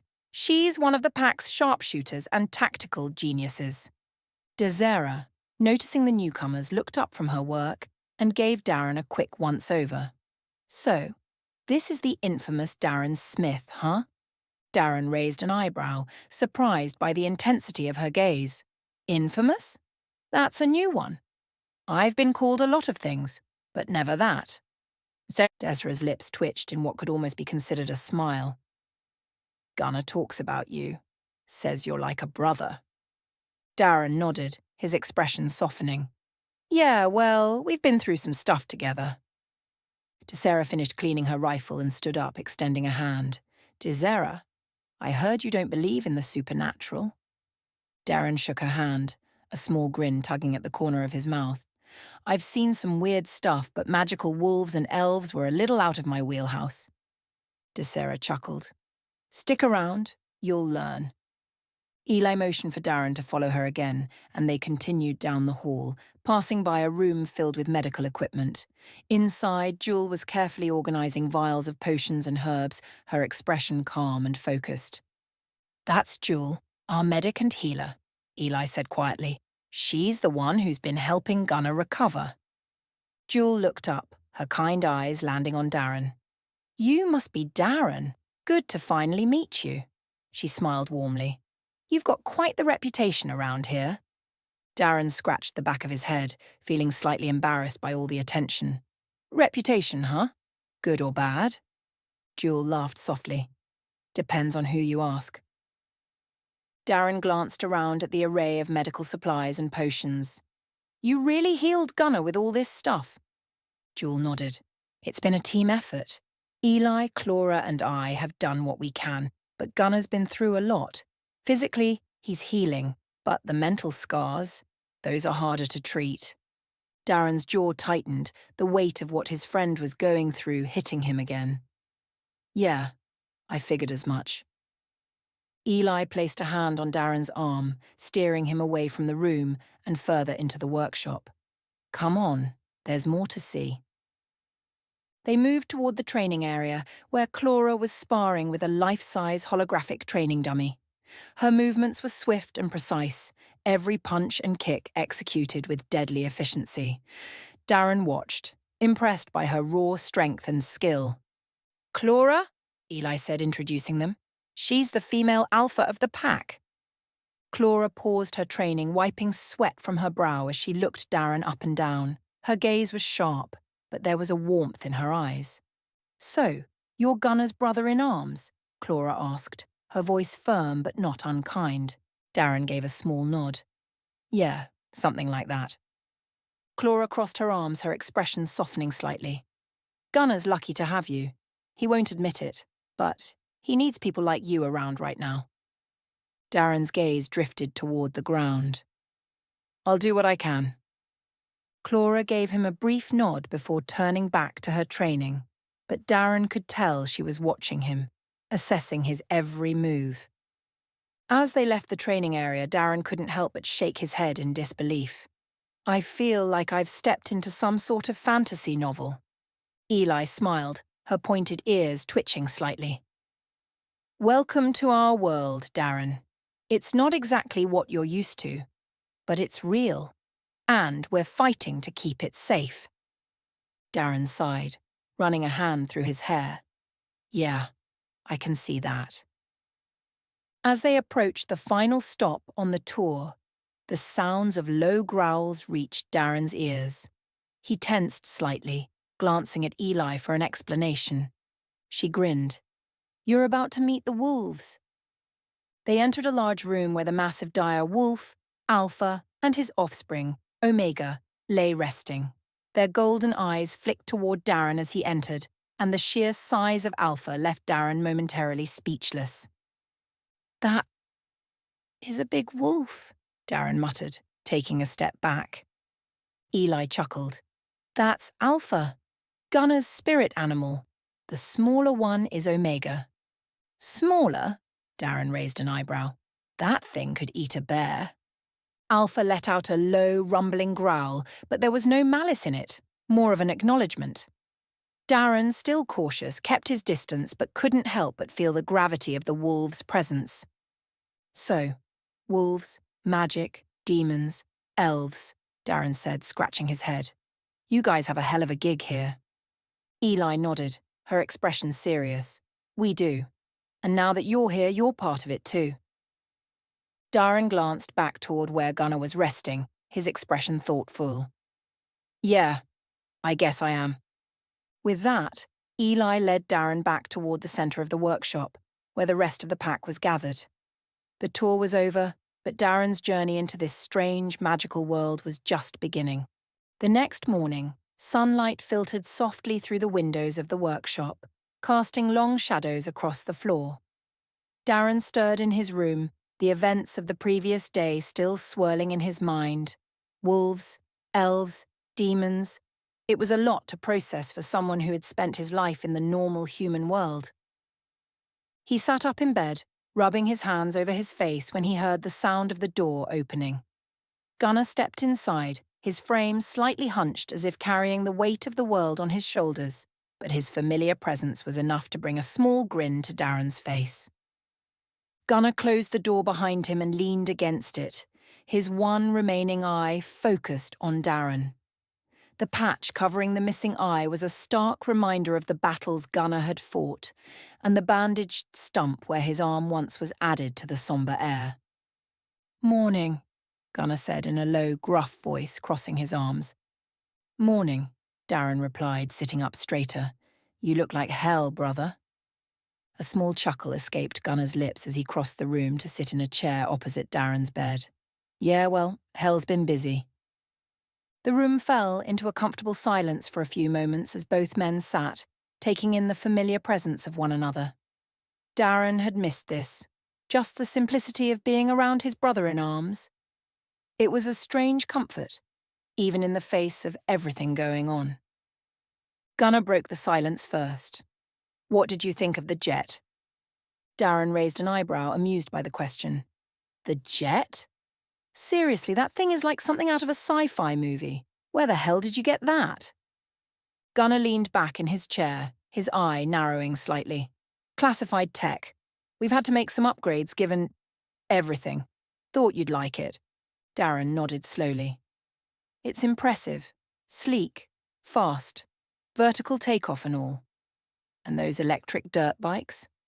Man, I can't wait to get my hands on one of those. But..." Darren leaned forward slightly, giving Gunnar a look. "You know that's not what's on my mind." Gunnar's jaw clenched slightly as if expecting the shift in conversation. "Figured as much." Darren's tone softened. "You've got a hell of an operation here, Gunnar. I've seen a lot of things, but this. Wolves the size of cars, elves, demons. What the hell did you get yourself into?" Gunnar took a deep breath, looking away momentarily, his expression hardening. "It's a long story, one that I'm still piecing together myself." "I'm all ears, brother. But let me ask you this. Why didn't you call me sooner? You should have told me." Gunnar's eye flicked back to Darren, his gaze sharp, but filled with something Darren wasn't used to seeing in his old friend: vulnerability. "Because I wasn't sure if you'd believe it."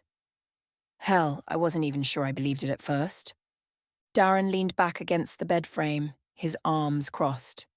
"Yeah, well, you've got some crazy stuff going on here, but if you're in it, I'm in it. So that question remains. What's the deal?" Gunnar shifted in his seat, his mind clearly running through how much to reveal. "You know me, Darren. I've always been the one to stand in the way when something needed to be done. When the world turned dark, someone had to fight back. Turns out that darkness isn't just human, it's older, deeper. It's in the things we didn't believe were real." Darren watched his friend closely, reading the weight behind his words. "So, what's the plan now? What do you want from me?" Gunnar's gaze met his again, more serious than ever. "I need you here. There's something coming. I don't know what yet, but it's not over. And I need someone I trust, someone who knows how to fight, to watch my back. This place, this battle, it's more than what I can handle on my own anymore." Darren considered this, his expression softening. "You know I've got your back. Always have, always will. But don't think for a second that I'm going to let you keep everything bottled up. I know you, Gunnar. I know when you're holding on to things." Gunnar exhaled, leaning forward and resting his elbows on his knees. "I'm trying to figure it out, Darren. Trying to keep it together, but..." He glanced at his missing arm and the patch over his eye, then shook his head. "It's not easy." Darren's tone turned serious, but there was a hint of the old sarcasm in his voice. "Look, you're not done yet. Not by a long shot. Prosthetics, wolves, elves, demons, whatever. We fight. That's who we are, remember?" Gunnar's eye held Darren's for a long moment before he nodded, a small smirk tugging at his lips. "Yeah, we stand in the dark so others can live in the light." "Damn right," Darren said with a grin. "And maybe, just maybe, once this is all over, we can get that sleeping bag in heaven." Gunnar chuckled, though it was faint, and leaned back in his chair. "You're not wrong about that." Darren studied him for a moment, then leaned forward, his expression softening. "Seriously, brother, I'm here. Whatever comes next, we deal with it together." Gunnar nodded, the tension in his shoulders loosening ever so slightly. "Thanks, Darren." Darren stood up, giving Gunnar a nod before heading toward the door. Any other questions about the jet? Gunnar shook his head, smirking. Nah, just make sure it's ready when we need it. You got it, Darren replied with a wink before disappearing down the hall. As the door clicked shut behind him, Gunnar let out a long breath, staring at the wall. His old friend was here now. And for the first time in a long while, he felt like he wasn't fighting this battle alone. As the door clicked shut, Gunnar remained seated, staring into the space where Darren had just been. His presence had brought a momentary calm, a reminder of the brotherhood they'd shared in the military, the sense that no matter how hard things got, someone always had his back. But now that Darren was gone, the familiar weight of isolation began to press down on him again. He clenched his right fist, the one hand he still had, and stared at the bandaged stump where his left arm used to be. The missing limb ached, not physically, but deep inside, as if his body couldn't fully accept the loss. His left eye, once sharp and perceptive, was gone too, replaced by the cold black patch. The damage wasn't just skin deep. His soul had taken the hit as well, leaving a hollow feeling where his old self used to be. With a sigh, Gunnar pushed himself up from the chair, grimacing as his muscles protested. His body was healing thanks to Eli's efforts and the power of the Starlight Gem. But there was something she couldn't heal. The darkness festering inside him. The anger, the despair, the crushing weight of responsibility. It had always been there, but now it was becoming unbearable. He limped toward the window, staring out at the workshop grounds. The wolves were scattered about, patrolling, keeping watch. Alpha and Omega were close by, their eyes ever watchful. Normally the sight of them gave Gunnar strength, but now he felt nothing. Just a sense of emptiness, as if the fight had been drained out of him. He wondered how much longer he could keep pretending he had control. A soft knock on the door interrupted his thoughts. Gunnar didn't respond, assuming it was one of the pack members checking in on him again. He didn't have the energy to engage right now, not after his conversation with Darren. He just wanted to be left alone with his thoughts. The door creaked open anyway, and Eli stepped inside, her presence calm and quiet as always. She didn't speak immediately, instead watching him with those perceptive eyes of hers, the eyes that saw more than he was comfortable showing. Gunnar, Eli said softly, her voice like a balm to the storm raging in his mind. He didn't turn to look at her, keeping his gaze fixed on the wolves outside. I'm not in the mood for another lecture about healing or rest, Eli. I'm not here to lecture you, she replied, stepping closer. I'm here because you're drowning in your own silence. Gunnar's jaw tightened. I'm fine. You're not, Eli said gently but firmly. You've been carrying this burden alone for too long. He let out a bitter laugh. What am I supposed to say, huh? That I'm scared? That I feel like I'm losing who I am? That I don't know if I'm strong enough to keep doing this? The words tumbled out before he could stop them, and Gunnar cursed himself for the vulnerability he'd shown. But Eli didn't flinch. She simply stepped up beside him, her gaze fixed on the same view he was staring at. You don't have to be strong all the time, she said softly. Not with us. Not with me. I'm the Alpha, Eli. The leader, Gunnar said, his voice cold. They need me to be strong. And you will be, Eli assured him, her tone steady. But you need to let yourself feel this, Gunnar. The pain, the loss. You've lost more than just your arm and your eye. You've lost pieces of yourself. Gunnar closed his eye, the weight of her words pressing against him. She was right, but he didn't want to admit it. It doesn't end, Eli, he whispered, his voice cracking. Every time I think it's over, there's another fight, another battle. I can't escape it. Eli placed a hand on his arm, her touch light but grounding. You don't have to escape it. You just need to survive it. Gunnar shook his head, feeling the exhaustion in his bones. And then what? More fighting? More loss? When do we get to live, Eli? Eli didn't have an answer for that, Instead, she turned to face him fully, her eyes searching his face for the truth he was hiding. You need to talk about it, Gunnar. Not just with me, but with someone who understands. Darren is here for you. He knows more than you think. Gunnar let out a long breath. He doesn't know this world. He will, Eli said with certainty. And when he does, he'll still be here for you. The silence between them was heavy but not uncomfortable. Eli's presence was a comfort, even if Gunnar didn't want to admit it. Slowly, he nodded, accepting her words, even if he wasn't ready to face the storm inside him yet. I'll try, he muttered. Eli gave a small smile, the kind that offered a sliver of hope. That's all I ask. With that, she turned to leave, giving Gunnar the space he needed. But before she left the room entirely, she paused at the door. You're not alone, Gunnar. You never have been. As the door closed behind her, Gunnar sank into the chair by the window again, her words echoing in his mind. He wasn't alone, but that didn't make the weight any easier to bear. For now, it was enough to know someone was watching his back, even if he wasn't ready to face the darkness head-on. Darren stood in the workshop bedroom Eli had shown him, staring out the small window at the familiar but oddly unsettling sight of the forest beyond. The air was thick with an eerie calmness, broken only by the distant howl of one of the massive wolves that patrolled the grounds.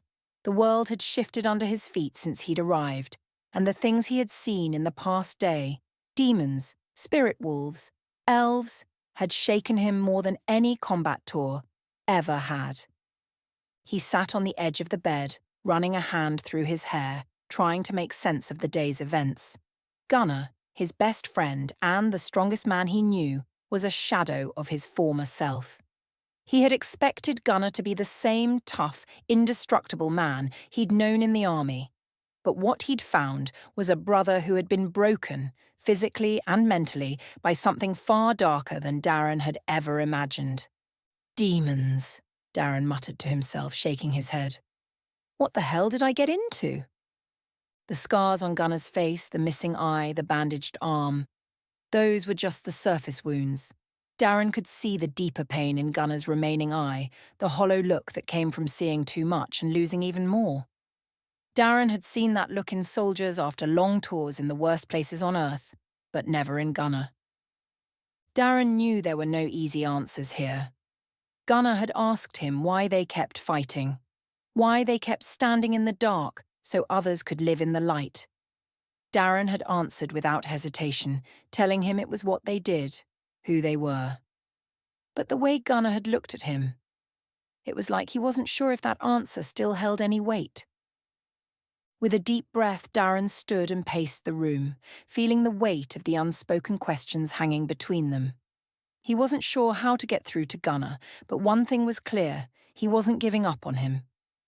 Gunnar had dragged him out of the fire more times than Darren could count, and now it was Darren's turn to do the same. He was about to lie down when a strange light caught his eye. Outside the workshop, in the clearing, a swirling vortex of shimmering energy formed out of nowhere. Darren's eyes widened as the portal expanded, shimmering with a mixture of silver and blue light, almost like liquid magic. His heart raced, and he instinctively reached for a weapon that wasn't there. What the hell? He'd seen a lot of things in his time with Gunnar, things most men wouldn't believe, but this was on a whole new level. As the portal solidified, a tall figure stepped through, regal and glowing with an ethereal presence. The woman's long silver hair flowed behind her like a cloak, and she held a staff that seemed to radiate pure energy. The light from the staff illuminated the darkened clearing as if the sun itself had broken through the twilight. Darren's breath hitched. He had seen some pretty unbelievable things since arriving here, but this woman had an aura of power that made him instinctively uneasy. The woman, Aeliana Vale, he assumed from the way the others had spoken of her, stepped through the portal with the grace of someone who had lived for centuries. She paused briefly, surveying the landscape before walking toward the workshop, her silver staff glowing softly as the portal closed behind her in a burst of light. Darren blinked, trying to reconcile what he had just seen. He muttered under his breath, Gunner's really gotten himself into something this time. Before Darren could even move, there was a soft knock on his door. Eli opened it just enough to peek inside, her eyes alight with determination. Darren, I think you'll want to see this, Eli said, her tone serious. I think I just did, Darren replied, still trying to shake off the disbelief from witnessing the portal. What was that?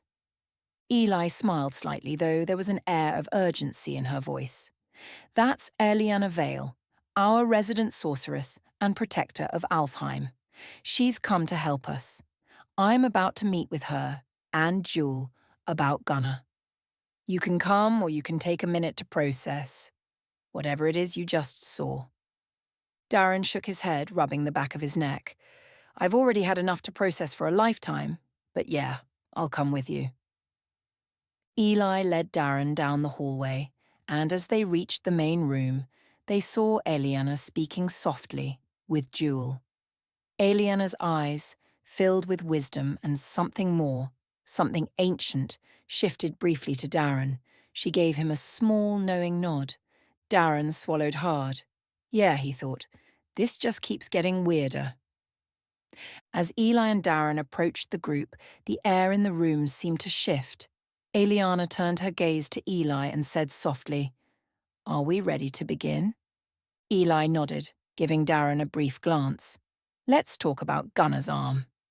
Darren, still reeling from the sight of a literal portal opening up in front of him, could only watch as these women of power and knowledge discussed things beyond anything he'd ever imagined. And yet, standing there, witnessing the strange and impossible, one thought still echoed in his mind. Gunner? What the hell did you get us into? The conversation about Gunner's arm. Eliana Vale stood in the center of the room, her ethereal presence radiating calm but undeniable power. Eli, Jewel, and Darren were gathered around her, and the atmosphere was heavy with both urgency and tension. Darren kept his distance, leaning against the wall, his mind racing to catch up with everything. Eli stepped forward, breaking the silence. We need to talk about Gunner's arm. She glanced at Darren briefly before continuing. I've been working on a prosthetic design for him, something that would not only replace what he's lost, but enhance it. A weapon that could be an extension of him, both physically and mentally. Eliana's silver eyes shimmered as she listened, her expression unreadable. You believe this can help him regain his strength? Yes, Eli said confidently. But more than that, if we fuse the prosthetic to his body, graft it to his bones using magic, it would become part of him, like a natural limb, but enhanced with all the capabilities we can build into it. The dagger, the flexibility, the strength. It wouldn't just be a replacement, it would be an evolution. Jewel, who had been quiet until now, spoke up. There's risk, though. Merging technology with magic is always dangerous. And Gunner, he's not in the best place mentally. We'd be fusing this to him permanently. Once it's done, there's no going back. Eliana studied Eli and Jewel for a moment, her gaze intense. The balance of his mind and soul must be taken into consideration. If his spirit is fractured, this could cause more harm than good. Gunner is struggling, yes. Eli nodded slowly. He's been distant, fighting his own demons. I don't know if this will help him or push him further into the darkness. Darren, who had been listening quietly, finally spoke up.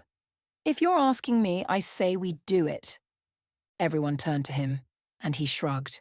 Look, I've seen what happens when soldiers get injured and lose parts of themselves, not just physically but mentally.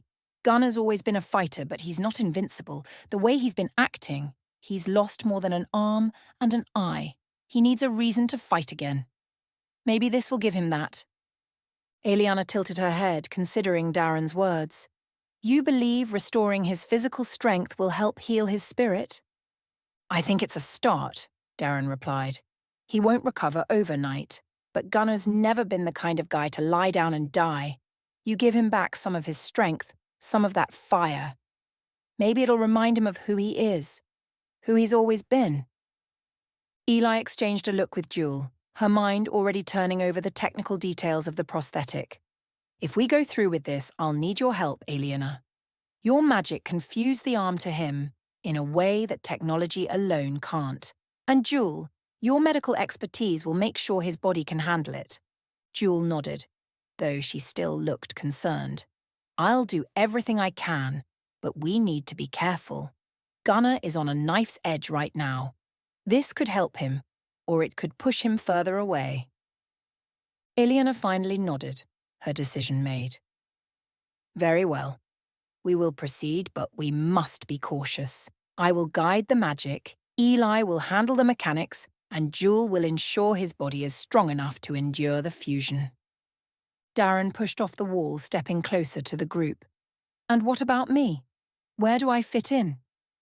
Aliena gave him a small, knowing smile. You will be by his side. He will need his brother to remind him of his strength, his humanity.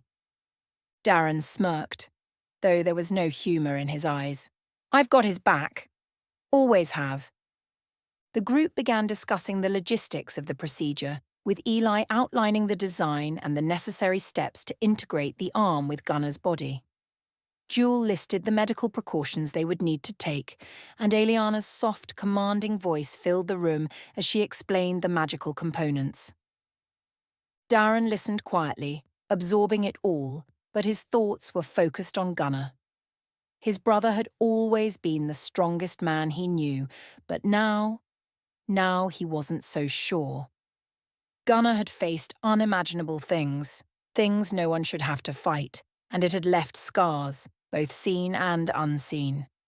But if there was one thing Darren knew for sure, it was that Gunnar wasn't done fighting. Not yet. And neither was he. Aliena's portal. As they finalized their plans, a sudden shift in the room's energy signaled Aliena preparing to depart. Darren stepped back again as she raised her staff, the silver glow intensifying. With a single fluid motion, she slammed the base of the staff into the floor, and a shimmering portal began to form before her, swirling with the same otherworldly light Darren had seen earlier. He watched, awestruck once more, as the portal opened, revealing a glimpse of the realm beyond. The air around them crackled with energy, and Darren felt the hair on the back of his neck stand on end. Aliena turned to them, her gaze lingering on Eli and Jewel. I will return when the time is right. Prepare everything for the fusion, and I will ensure Gunnar's spirit remains intact. With that, she stepped through the portal, and as quickly as it had appeared, the gateway closed behind her, leaving the room in an eerie silence. Darren blinked, rubbing his face with both hands. You guys really live like this every day? Eli gave him a wry smile. Welcome to our world, Darren. Eli paced back and forth, her mind racing with thoughts and concerns about the upcoming procedure for Gunnar. The more she thought about it, the more uneasy she became. The fusion of technology and magic was risky under normal circumstances, but with Gunnar's current state, both mentally and physically, the risks seemed even greater. She turned toward Jewel and Darren, her expression filled with uncertainty. What if we test it first? Not on Gunnar, but on someone who's already stronger, someone who's already adapted to this kind of change. Jewel looked up from the plans they had been reviewing, her brow furrowing. Test it? On who? Eli hesitated for a moment, then her eyes shifted to Desera, who was sitting on the far side of the room, meticulously cleaning and inspecting her weapons as usual. Desera had lost her leg in battle and had been living with a prosthetic ever since. But unlike Gunnar, she had come to terms with her injury in her own way, adapting to the change and growing stronger for it. What if we ask Desera? Eli suggested, her voice cautious. She's already stronger now, and she won't have the same complications we're worried about with Gunnar. She's been through this kind of thing before, and if the fusion works for her, we'll have a better idea of what to expect when we do it for Gunnar. Jewel blinked, considering Eli's idea. It could give us a chance to refine the process, figure out the potential complications before we put Gunnar through it. Darren crossed his arms, glancing over at Desra. You really think she'd agree to that? I mean, she's tough as nails, but asking her to go through something like this before Gunnar. She's stronger now physically and mentally, Eli said, cutting him off. And we'd be honest with her about the risks. If she agrees, it might actually help Gunnar to see someone else go through it first. He needs hope. He needs to see that it's possible. Jewel nodded slowly. You might be right, but we have to be careful. Desera is not just a soldier to be experimented on. We need her consent, and we need to make sure she fully understands what this would mean. I'll talk to her, Eli said, her mind already made up. She's been through hell, but she's strong enough to handle this. And if she's willing, it could give Gunnar a fighting chance. Darren sighed and shrugged. I mean, I guess it's worth a shot. She might even be up for it if you explain the benefits. Eli nodded and walked toward Desera, who was still focused on her weapons. As she approached, Desera looked up, her keen eyes narrowing slightly in curiosity. What's up, Eli? Desera asked, her voice calm but with a hint of wariness. Eli took a deep breath, choosing her words carefully. Desera, I've been working on a new prosthetic design, one that could be fused with both technology and magic. It's something I've been preparing for Gunnar, but it's risky. I was wondering if you would consider being the first to go through with the fusion. Desera raised an eyebrow, her sharp gaze locking onto Eli's. You want to test it on me? I don't want to test it on you, Eli clarified. But I think if we can successfully merge your prosthetic with magic, it could pave the way for Gunnar. You're stronger now, both physically and mentally, and I believe you could handle this in a way that Gunnar can't yet. This isn't just for him. It's for you too. Desera remained silent for a moment, her eyes drifting to her prosthetic leg. She flexed it slightly, considering Eli's words. And what are the risks? There are always risks when you're dealing with magic and tech, Eli admitted. But we would take every precaution. Eliana would assist with the magic, Jewel would monitor your vitals, and I'd handle the mechanics. If it works, your leg would be more than just a prosthetic. It would be an extension of you, stronger and more adaptable than anything you've had before. Desera's lips curled into a small smirk. You're not one for half measures, are you? Eli gave a small, determined smile. I'm trying to help Gunnar. But I won't do this without your consent, Desera. It's your decision. Desera stood up, leaning on her prosthetic leg as she studied Eli's face. If it'll help Gunnar, I'm in. I've fought with this thing for long enough. It's time I see what you can really do. Eli's eyes lit up with relief and gratitude. Thank you, Desera. We'll get started as soon as we can. Desera nodded firmly. Just make sure it works, Eli. I don't like surprises. With that, Eli turned back to Jewel and Darren, a sense of hope rising within her. They now had a plan, and it could be the key to helping both Desera and Gunnar reclaim their strength. A week had passed since Desera had agreed to be the first to undergo the fusion of technology and magic. During that time, Eli had poured herself into the design of the new prosthetic leg. She spent countless hours perfecting every detail, incorporating not just the cutting-edge tech that Desera had already been using, but also the magic that would bind it to her body, making it more than just a replacement. It would be a part of her. When the design was finally ready, Eli took a deep breath, gathering the blueprints and the prototype leg, and made her way to Desera's quarters. The weight of the project sat heavy on her shoulders. If this worked, it would change everything, for Desera, for Gunnar, for all of them. But there was still the question of whether Desera would approve of the design and the features Eli had chosen to include. As Eli approached, she knocked lightly on the door, her heart racing with a mixture of excitement and anxiety. Moments later, Desera opened the door, her expression as calm and focused as ever. Come on in, Desera said, stepping aside to let Eli into the room.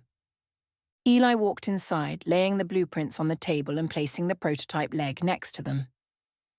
She turned to face Desera, who had already crossed her arms and was studying the leg with her usual sharp-eyed gaze. "I've finished the design," Eli said, her voice steady but hopeful. "But before we go any further, I wanted to get your input. I want to make sure it's exactly what you need." Desera stepped forward, her eyes moving over the sleek lines of the prosthetic leg, inspecting it carefully. The metallic surface was smooth but etched with subtle runes designed to channel the magic that would bind the leg to her body. Eli had incorporated a range of practical features: enhanced durability, the ability to adjust to various terrains, and a hidden compartment for storage. But there was always room for improvement, and Desera's feedback was crucial. "It looks impressive," Desera admitted, her fingers tracing the surface of the leg. "You've put a lot of thought into this." Eli nodded. "I did. But I need to know what you think. Is there anything you want changed or added?" Desera was quiet for a moment, her sharp eyes narrowing as she considered the question. Then, she glanced back at Eli. "There are a couple of things that come to mind. I need something more adaptive when I'm in combat, something that can shift on the fly. If I'm on uneven ground or fighting on unstable terrain, I need this leg to adjust faster." Eli listened carefully, nodding as she mentally took note of Desera's request. "I can make the terrain response system more intuitive. It'll adapt in real time based on your movements and the environment around you. Anything else?" Desera thought for a moment longer, then smirked. "Is there room for a hidden blade? You know I like to keep a few tricks up my sleeve." Eli chuckled, shaking her head. "I can add that in, no problem. I'll incorporate it into the frame so it can extend and retract when needed." Desera nodded approvingly. "Good. And I'd like to be able to power through magic surges if necessary. If I find myself in a situation where I need more, let's call it endurance, I want the option to channel more energy into it." "That's already built into the runes," Eli explained. "You'll be able to channel magic directly into the leg if you need to enhance its strength or speed temporarily. I've also added some safety measures to make sure the energy flow stays balanced so you won't overload it." Desera leaned back, crossing her arms as she gave Eli a small, satisfied nod. "All right, Eli, I like it. You've thought of everything." Eli let out a quiet breath of relief. "I wanted to make sure it fit your style and needs. I know this is a big step, and I'm committed to making it as seamless as possible." Desera gave a half smile, her confidence unwavering. "I appreciate it. If this works, it'll be a game changer. Not just for me, but for Gunnar too. He needs to see that this is possible, that we can keep fighting even when we've been knocked down." Eli nodded, the weight of Desera's words sinking in. "That's the goal. I'm going to start the final adjustments right away. We'll be ready soon." Desera placed a hand on Eli's shoulder, her grip firm. "You've done good work, Eli. I trust you with this. Let's make it happen." With that, Eli gathered up the blueprints and the prototype, her mind already racing with ideas for the final enhancements. She left Desera's quarters with renewed determination, knowing that this was just the beginning of something much bigger. As she worked on the final version of the prosthetic, Eli couldn't help but think about Gunnar. He had been distant, struggling with his own demons, but if this worked, it might give him the hope he needed to reclaim his strength. And if Desera could emerge from this stronger than ever, maybe, just maybe, Gunnar could too. The future was uncertain, but Eli knew one thing for sure: they would face whatever came next, together. As Darren wandered through the armory, his sharp eyes scanned the rows of weapons, his mind whirring as he took in the array of high-tech gear and mystical artifacts. It was a strange sight, this mix of the futuristic and the arcane.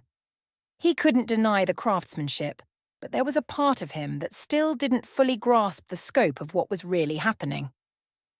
As he continued to explore, Darren's gaze landed on a weapon that stood apart from the rest, Sleek and powerful, with an aura that seemed to pulse with latent energy, the rifle was unlike anything he'd ever seen. Its barrel was etched with glowing runes, and the design, though futuristic, had a certain ancient quality to it, something otherworldly. Darren approached it, his fingers itching to hold it, to feel the weight of it in his hands. Starbreaker, he muttered to himself, reading the name engraved on the side.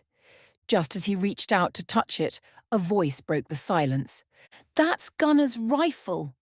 Darren turned to see Eli standing in the doorway, her pointed ears catching the light in a way that still made Darren do a double-take.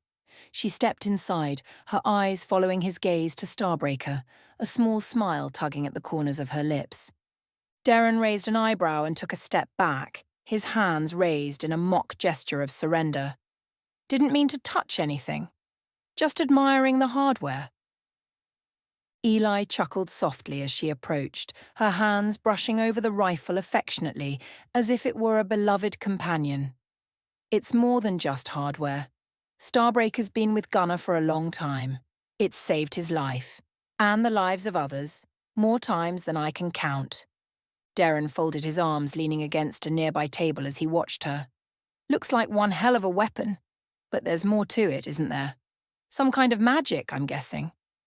Eli nodded, her expression turning thoughtful. Yes, but it's not just any magic. Starbreaker was crafted to harness the power of the Starlight Gem, a powerful artifact that Gunner found during one of our missions. It can amplify the energy of the gem, allowing him to channel that power through the rifle's rounds. It's not just about precision or firepower. Starbreaker can target demonic energy, disrupt it, and even destroy it. Darren let out a low whistle, clearly impressed. So it's like a demon hunter's dream, huh? You could say that, Eli replied, a hint of pride in her voice. Gunner's the only one who can wield it properly. It's as much a part of him as any of the other weapons he carries. Darren tilted his head, his expression turning a little more serious. I've known Gunner a long time, but I've never seen him rely on a weapon like this before. He's always been one to get by with grit, instinct, and the standard military issue. Seems like a lot's changed. Eli's smile faded slightly, her gaze softening as she ran her fingers along the barrel of Starbreaker. A lot has changed. The threats we're facing now, they aren't something you can fight with conventional weapons or even with the training you and Gunner had in the military. This world, the things that lurk in the shadows, the forces we've come up against, it takes more than just skill. It takes knowledge, courage, and sometimes magic. Darren rubbed the back of his neck, his eyes flicking back to the rifle. I hear ya.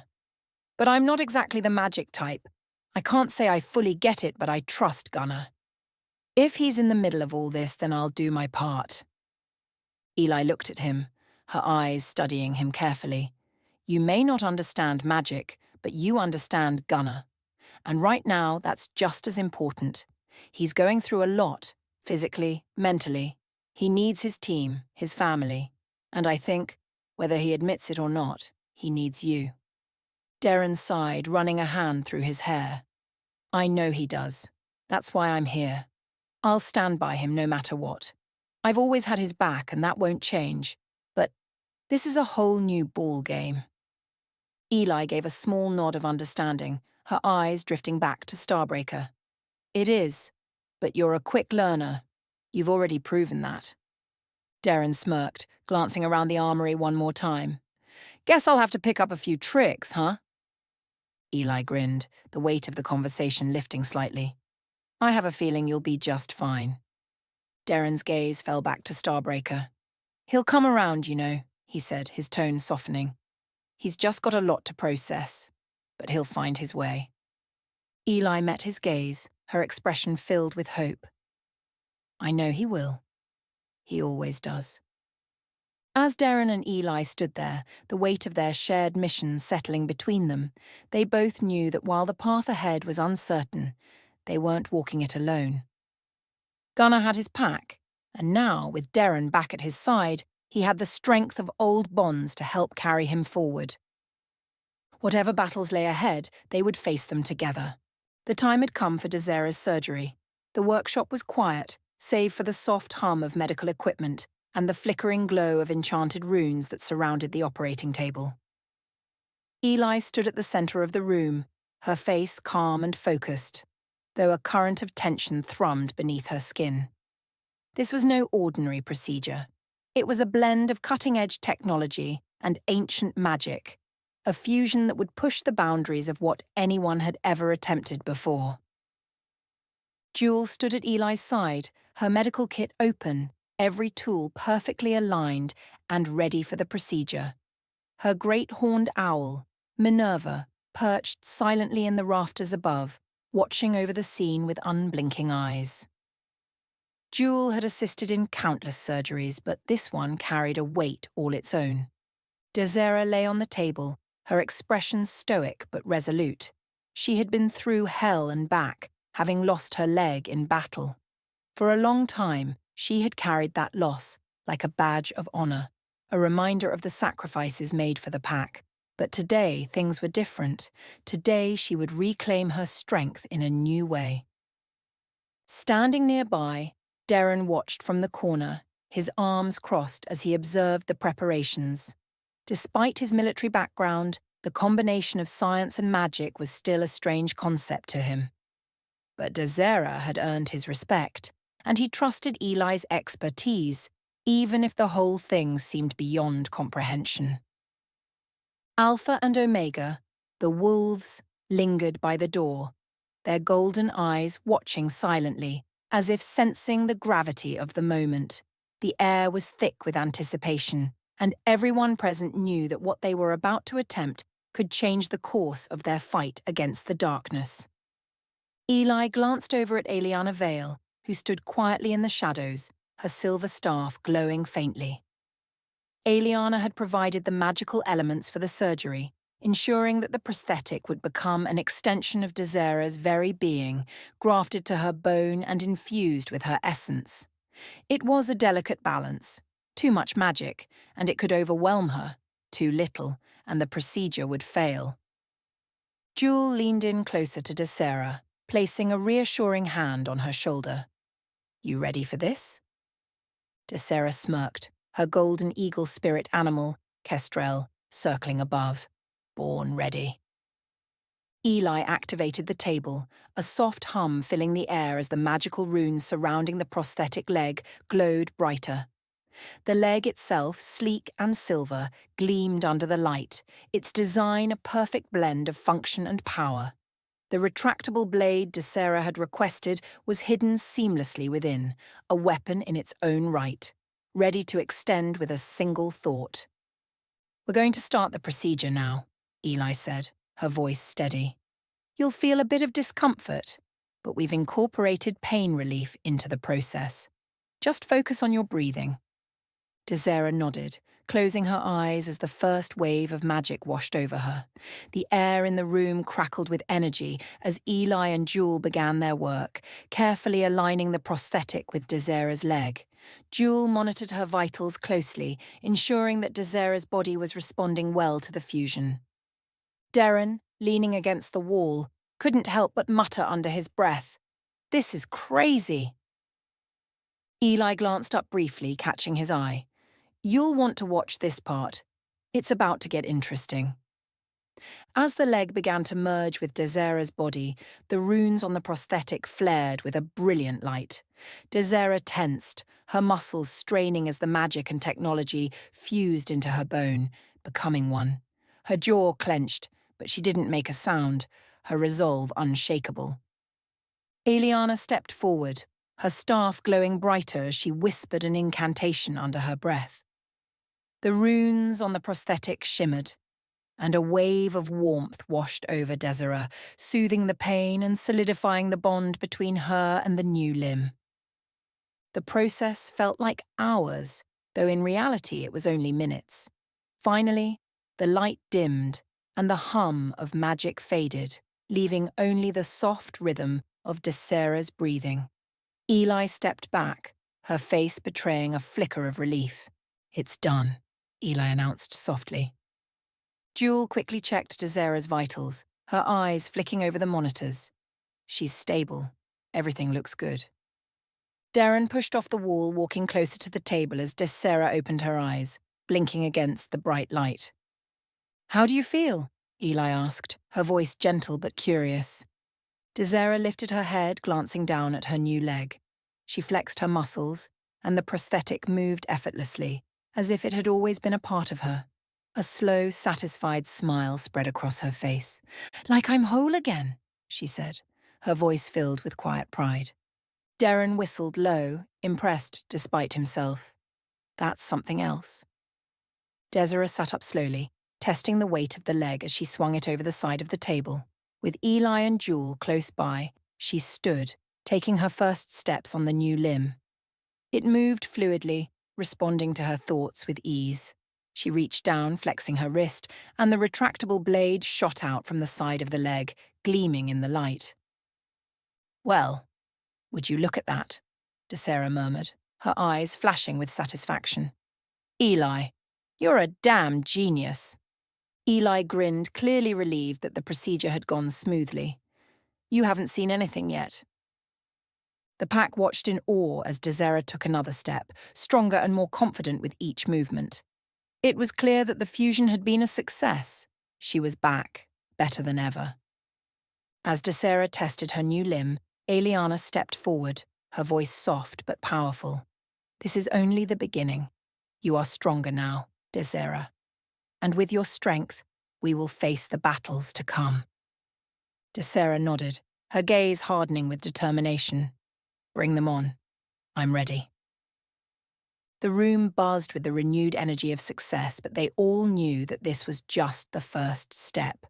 Gunner's turn was coming next, and with it, the hope that he too would be made whole again, physically, mentally, and spiritually. For now they had one victory, and it was enough to remind them all why they fought. Together, as a pack, they were unstoppable. Desera stood in the training room, stretching and flexing her new leg with a mixture of awe and disbelief. The initial awkwardness had faded over the week, replaced by a growing familiarity and control. What had once been a source of phantom pain, where the nerves in her lost limbs seemed to scream in protest, was now calm.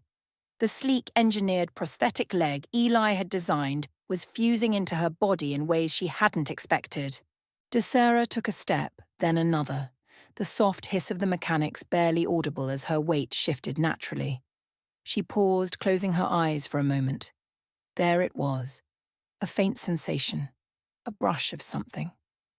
Almost like real feeling. Not just the mechanics of movement, but the familiar sensation of touch. She flexed her toes. Yes, toes. Something she hadn't done in years. There was no doubt now. It was as though the new leg had become a part of her, erasing the phantom pain that had haunted her every night. She let out a breath she didn't realize she had been holding. "Keebler really did it," she muttered to herself, a grin forming. The nickname Darren had given Eli was catching on, and it seemed fitting in light of her engineering genius. As Desera tested out her leg further, Gunner and Darren were in the armory, rummaging through racks of weapons. Darren, now a more familiar presence among the pack, had taken to wandering the workshop and poking through various rooms with a soldier's curiosity.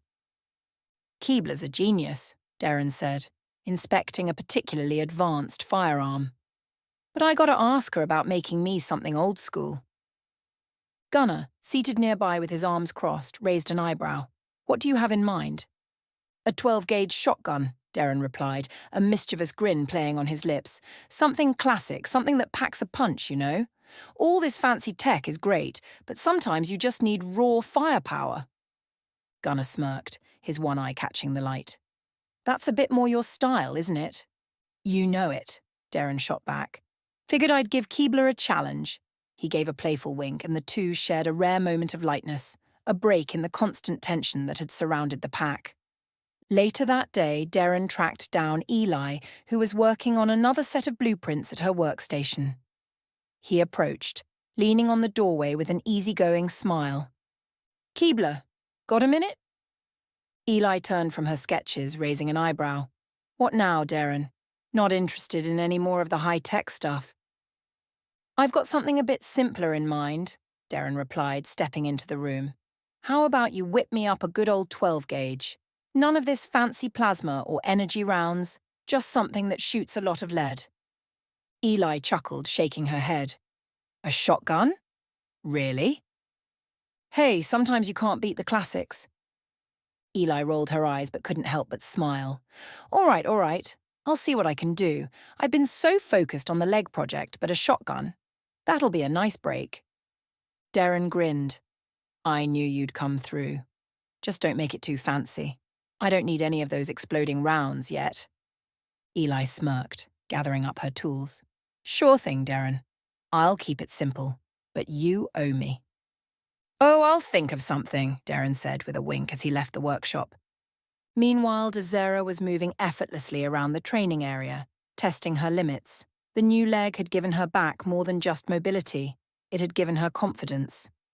The rest of the pack watched from a distance, admiring her progress. Clara, with her watchful eyes, leaned against the wall with her arms crossed, nodding in approval. You're doing great, Desera, Clara called out. It's like you never skipped a beat. Desera laughed, kicking her leg out with exaggerated motion, showing off the fluidity of the prosthetic. I swear this thing's better than my old leg. Jewel walked over, smiling warmly. It's good to see you like this, Desera. I remember how hard it was when you first lost the leg. You've come a long way. Yeah, Desera agreed, her tone turning serious for a moment. Feels like I'm finally whole again. No more ghost pains. Just me. Clara smiled faintly, her gaze softening. You've always been whole, Desera. Now you just have the tool to match. As the day wore on, Eli worked on designing Darren's shotgun, while Desera continued to test the limits of her new leg. The pack could feel the tension that had hung in the air since Gunner's return slowly beginning to lift. Each member, in their own way, was starting to heal. But deep down, they all knew the peace wouldn't last forever. The tension in the workshop had begun to ease in the days following Desera's successful surgery. She was walking better than anyone had anticipated. Her new leg not only functional but truly a part of her now. Her strength had returned, and she had begun training again, her movements swift and precise. It gave the team hope. If it could be done for Desera, it could be done for Gunner. But despite this, Gunner remained distant. His body was healing, but his spirit still seemed far from the rest of the pack. He'd often find himself staring out the window, his mind wandering to darker places. Darren, however, had other plans. Keebler, you got something for me? Darren asked, walking into the armory with a smirk. His nickname for Eli had stuck despite her many protests. Eli rolled her eyes but couldn't help the grin that tugged at her lips. Yeah, I've got something for you. She motioned for Darren to follow her deeper into the armory. There, resting on the table, was the custom shotgun she had been working on. The sleek black 12-gauge shotgun gleamed under the low light, and the runes etched along the barrel faintly shimmered with energy. Darren's eyes lit up as soon as he saw it. Now that's what I'm talking about. Eli picked it up and handed it to him, a bit of pride in her expression. Enhanced rounds, custom made just for you. You'll find it has a little more kick than your average shotgun. Darren hefted the gun, testing its weight and balance. The runes caught his eye. What are the fancy markings for? Protection and accuracy, mostly, Eli explained. It's been infused with magic, mostly for demonic encounters, but it'll work on anything else that gets in your way. You can thank Vale for the runes. Darren whistled low, clearly impressed. Not bad for an elf. Let's take it for a spin, yeah? Eli's grin widened. I thought you'd say that. But I want Gunner to come too. Darren raised an eyebrow, clearly doubtful. You think he's up for it? He needs it, Eli said firmly. And if anyone can drag him out of that room, it's you. Darren slung the shotgun over his shoulder and nodded. Let's do it then. Darren found Gunner sitting by the window, his one good eye distant. His left arm was gone, replaced by a bandaged stump, and his face was pale and drawn. Darren didn't bother with subtlety. He was never one for it. "All right, brother," Darren said, stepping into the room. "Time to get off your arse and come outside with me." Gunnar glanced at him, his expression unchanging. "I'm fine here." "Bullshit," Darren shot back, his voice sharp but not unkind. "You've been sitting in this room long enough. Eli made me a new toy and we're going to the range. You're coming with us." Gunnar didn't respond at first, his gaze drifting back to the horizon outside. Darren sighed, stepping closer. "Look, I get it," Darren said, his voice softer now. "You've been through hell, but sitting in here isn't going to fix anything.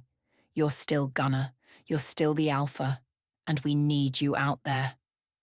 After a long moment, Gunnar finally stood, though his movements were slow and deliberate. With only one arm, he struggled to adjust his jacket, and Darren moved to help. Gunnar shot him a glare, but Darren ignored it and helped him with the jacket anyway. "Fine," Gunnar muttered, giving in. Darren smirked and clapped him on the back. "That's the spirit. Let's go blow some stuff up." The range was set up in the back of the workshop, a wide-open space with targets scattered across the field. As they arrived, Eli was already there, setting up some additional targets for the shotgun test. Darren handed the shotgun to Gunnar. "Here, try this out." Gunnar looked at him, raising an eyebrow. "I only have one arm, idiot." Darren chuckled, but there was a flicker of something serious behind his eyes. "That's why we're here, Gunnar. We'll make it work." Gunnar hesitated, staring down at the shotgun in his one remaining hand. It felt foreign to him now, awkward and heavy. He had spent years fighting with both arms, both hands. But now... Eli stepped forward, her expression gentle but firm. "You're still the best marksman we've got, Gunnar. And you don't need two arms for this. Let's get creative." With Darren's help, Gunnar positioned the shotgun against his side, steadying it with his one hand. It wasn't perfect, but it would do. He aimed at the nearest target, took a deep breath, and fired. The kick from the first round was heavy, jarring his body, but he managed to keep his stance. The shot hit dead center, the target exploding into pieces. Darren grinned wide. "Hell yeah!" Gunnar fired again, this time hitting a target farther down the range. Each shot sent a jolt through his body, and for the first time in what felt like weeks, he could feel the tension beginning to ease. It wasn't much, but it was something. After a few more rounds, Gunnar handed the shotgun back to Darren. "It's good." Darren took it, clearly pleased. "Damn right it is." Eli watched the exchange, her eyes softening as she saw the glimmer of the old Gunnar returning. She stepped closer to him, lowering her voice. "There's something else we need to talk about." Gunnar turned to her, his expression guarded. "The arm," Eli said. "It's ready." Gunnar stiffened slightly, his eye flicking to the empty space where his arm used to be. He hadn't wanted to think about it, hadn't wanted to face it, but now there was no avoiding it. Eli placed a gentle hand on his shoulder. "Jewel, Vale, and I are ready whenever you are, but you need to make the choice." For a moment, Gunnar didn't say anything, his gaze drifting back to the targets on the range. He flexed his remaining hand, feeling the ache in his muscles, the weight of everything that had happened. Finally, he nodded. "All right, let's do it." Eli gave him a small, reassuring smile. "We'll start the preparations. You won't be alone in this." As Gunnar stood there watching the range, he knew that the hardest battle wasn't behind him. It was just beginning. But this time, he had the pack by his side. And that made all the difference. The air inside the workshop was heavy with anticipation as the team made their final preparations for Gunnar's surgery. Eli was carefully arranging her tools. Jewel stood nearby reviewing medical notes, and DeSarah observed, leaning against the wall with her new leg, its sleek design blending seamlessly into her body. "We're ready for this, right?" Eli asked, her voice steady but laced with a hint of anxiety. "We are," Jewel confirmed with a confident nod. "And so is Gunnar." Eli took a deep breath, turning to the communications terminal. With a few quick taps, she sent a signal to Eliana Vale in Alfheim, requesting her presence. They would need her expertise and her magical assistance to fuse Gunner's new arm with his body, just as they had done with Dessera's leg. As the message was sent, a faint chime echoed from the terminal, confirming its delivery. "We'll begin as soon as Vale arrives," Ely said, her voice more resolute now. But before the team could settle into the tense waiting, the doors to the workshop opened, and Karina strode in, her face a mask of concern. She was out of breath, her sword still strapped to her back, and her eyes darted around the room as if seeking something urgent. "I've located a small attachment of Black Dawn operatives," Karina said without preamble. "They're hiding out in an old ghost town in Colorado. I need backup." The room tensed at her words. Black Dawn, the organization that had plagued them for so long, had resurfaced once again, this time in a quiet, desolate corner of the world. And with most of the pack out on other assignments, the timing couldn't have been worse. Clara stepped forward immediately, her presence commanding. "Omega and I will go," she said, her voice firm. The massive dire wolf padded silently to her side, his golden eyes gleaming with readiness. "I'm going too," Darren said, standing from the table where he'd been polishing his new shotgun. His voice was resolute, and though he had only recently joined their team, there was no hesitation in his offer. "No," Gunner said, pushing himself up from his chair, his face hardened with determination.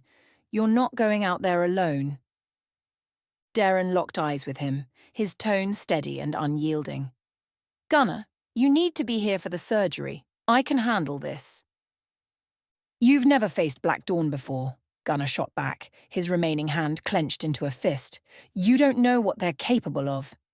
Darren stepped closer, his voice calm but forceful. "I know how to fight. You taught me that. And right now, your fight is here. We'll deal with Black Dawn and be back before you know it." Gunner's gaze flickered to Clara, then to Karina. His frustration was palpable, but he knew Darren was right. He couldn't be in two places at once, and, right now, his focus needed to be on the surgery. Clara stepped forward, placing a hand on Gunner's shoulder. "We'll take care of this. You need to trust us, Alpha." There was a long pause before Gunner finally nodded, though his reluctance was clear. "Fine. But you come back in one piece." Darren grinned, clapping Gunner on the back. "Wouldn't dream of anything else." The sleek black jet cut through the night sky, its engines purring softly as it flew low over the rugged Colorado terrain. Inside the cockpit, the control panel flickered with a series of glowing lights, the aircraft's AI managing every aspect of the flight with cold precision. The rest of the team sat in the back, silently gearing up for the mission ahead. Clara stood by the rear exit, her hands gripping her rifle, her eyes scanning the horizon through the small window. Karina sat across from her, methodically checking her weapons, her face calm and focused. Omega, Clara's dire wolf, lay at her feet, his golden eyes sharp and watchful. Darren, however, was not nearly as calm. He shifted in his seat, glancing toward the cockpit before speaking up. "So, let me get this straight. This jet flies itself? No pilot, just some AI running the show?" Karina looked up, a slight smirk crossing her lips. "That's right. It's flown entirely by AI. Gunner had it installed to maximize efficiency and reduce risk." Darren snorted, adjusting the strap on his shotgun. "Yeah, well, I don't trust that AI thing. No matter how smart it is, it's still just a computer. Give me a human at the controls any day." Clara raised an eyebrow but said nothing. She understood Darren's unease. Many people were still wary of AI technology, especially when it came to something as critical as flying into a potential combat zone. Karina chuckled. "It's the best we've got, but don't worry, if the AI ever screws up, I'm sure you can take the wheel." "Great," Darren muttered, his tone dripping with sarcasm. "Because that's exactly what I need. An AI meltdown while we're flying over enemy territory."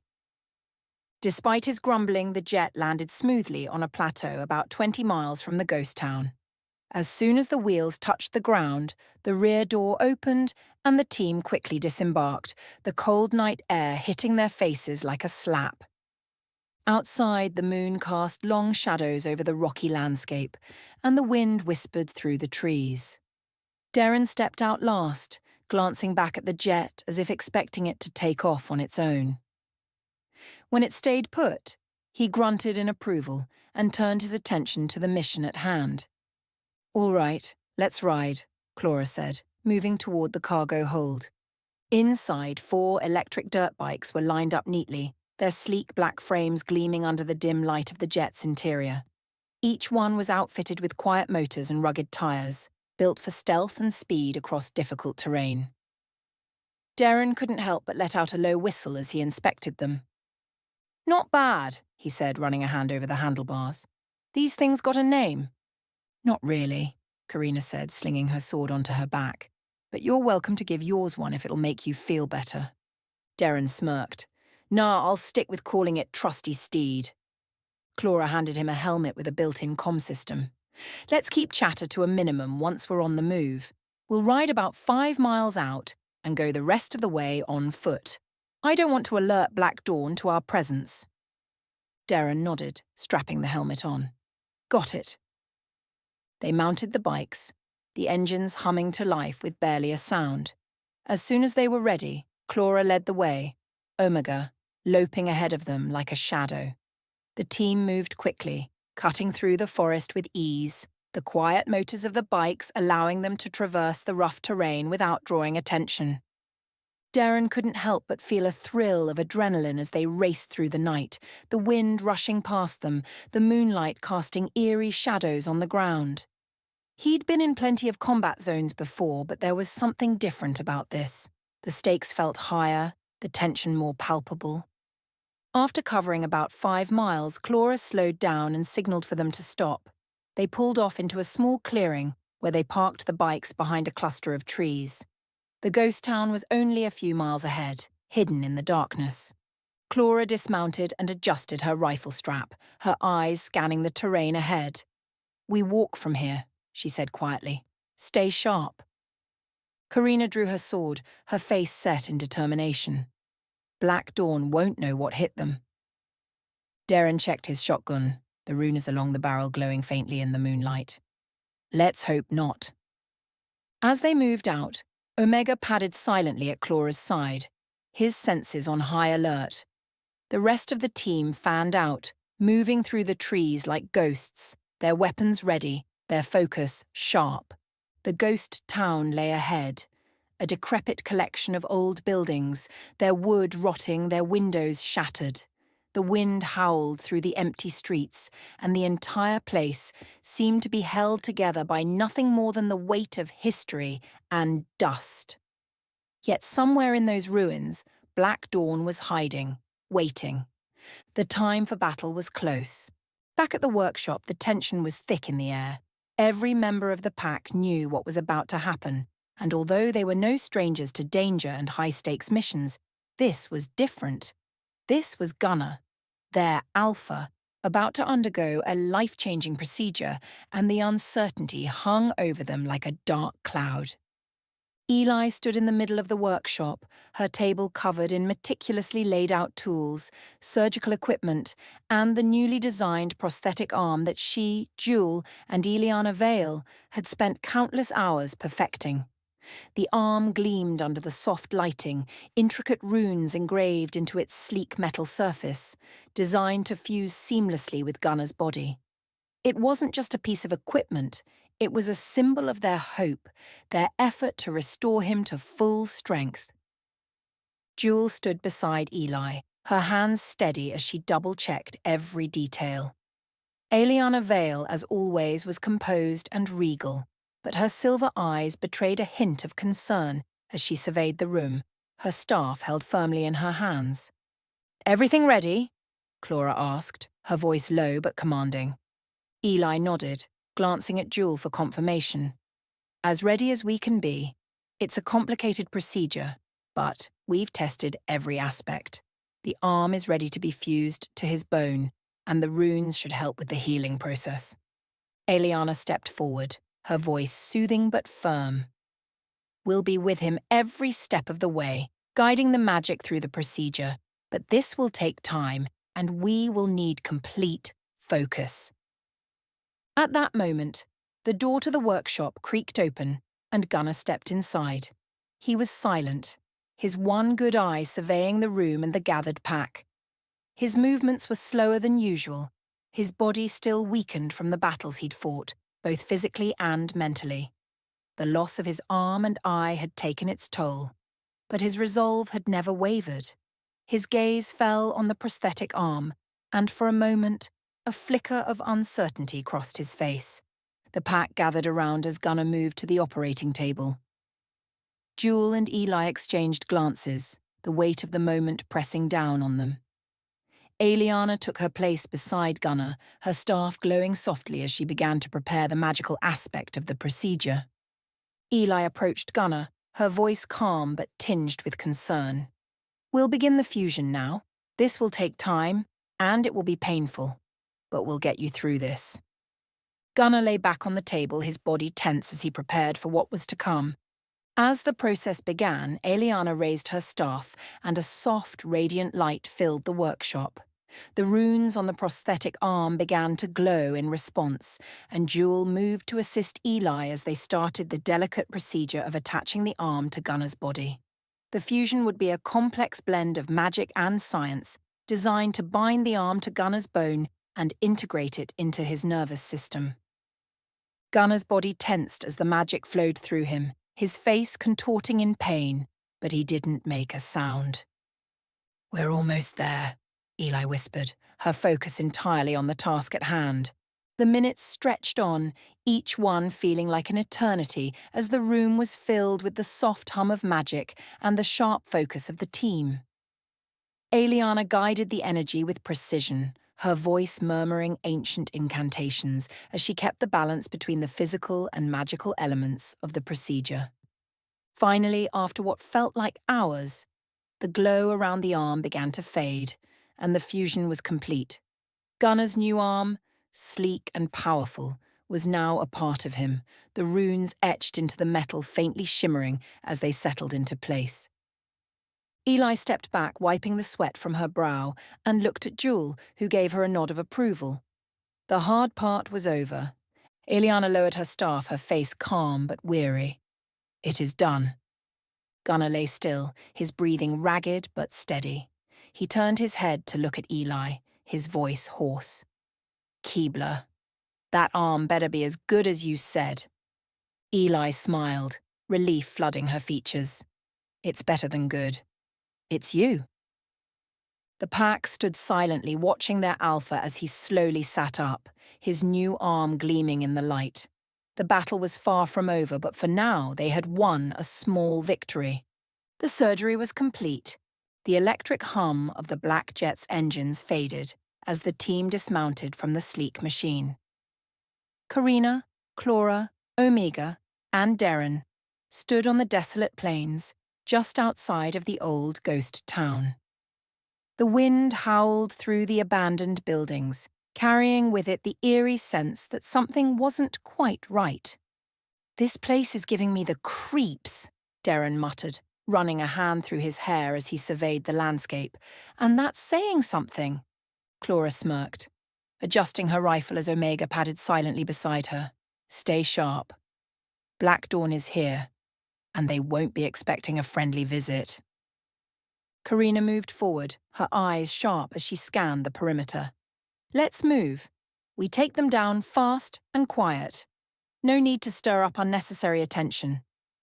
The group spread out, moving stealthily through the dilapidated structures.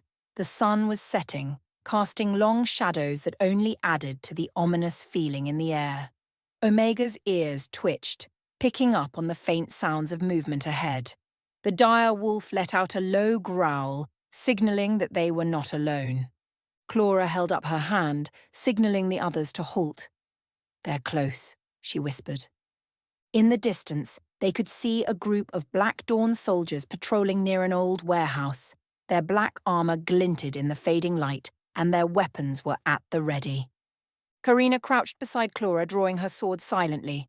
We hit them hard and fast. No mistakes. Darren rolled his shoulders, his trademark sarcasm already bubbling up. Let's get this over with. I didn't sign up for a sunset stroll. The plan was simple. Strike first, take them out before they could sound an alarm.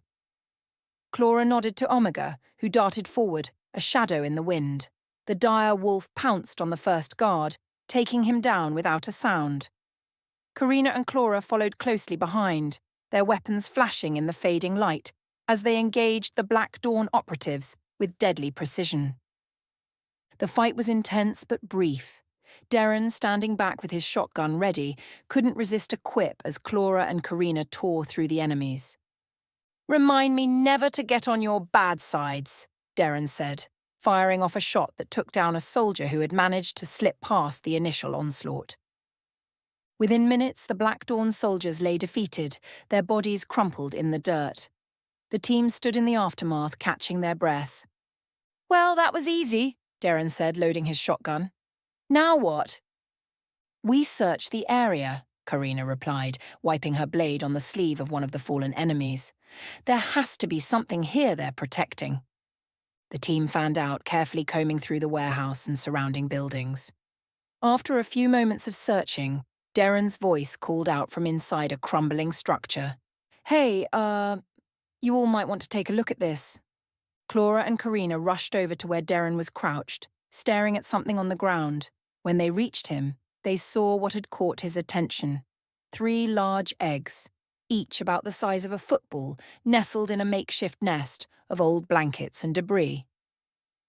"What the hell are those?" Darren asked, his tone wary.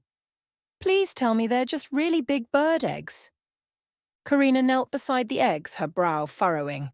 "They're definitely not from any bird I've seen." Clara stepped closer, her eyes narrowing. "These are unusual, and definitely not something Black Dawn should have." Darren sighed, rubbing the back of his neck. "Fantastic, just what we need. Giant mystery eggs." "Let's take them back to Eliana," Karina suggested. "She might be able to tell us what they are." As they carefully collected the eggs and began to make their way back to the jet, the ground beneath them suddenly trembled. Omega growled, his hackles rising as the air around them grew heavy with a sense of impending danger. "What now?" Darren muttered, his shotgun at the ready. Without warning, the sky darkened as a massive shadow loomed overhead.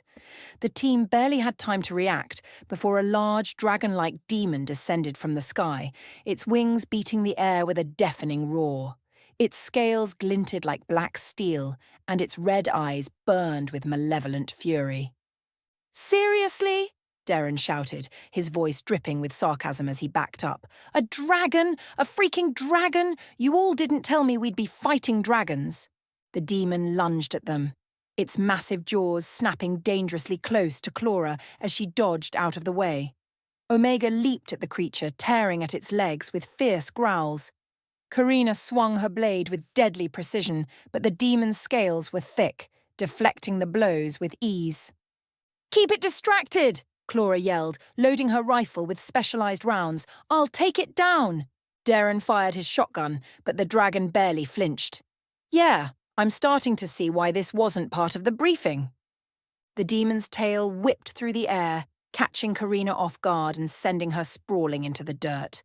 She rolled to her feet, her sword gleaming with enchantments as she prepared for another strike. Omega lunged at the demon's neck, trying to tear at its vulnerable spots, but the dragon reared back, breathing fire that singed the edges of the battlefield. Clara fired a shot directly into the dragon's wing, causing the beast to screech in pain. "Now! Attack the wing!" she ordered. Karina surged forward, slashing at the weakened wing, while Omega and Darren provided cover. The dragon thrashed, but it was losing its strength. With a final coordinated effort, the team brought the beast down, Karina's blade plunging deep into its chest. The dragon let out one last roar before collapsing into a pile of smouldering ash. The team stood, panting from the battle. Darren shook his head in disbelief. "A freaking dragon! I'm never going to get over this." Clara glanced at the eggs still safe in their nest. We need to get these back to Ileana. Now.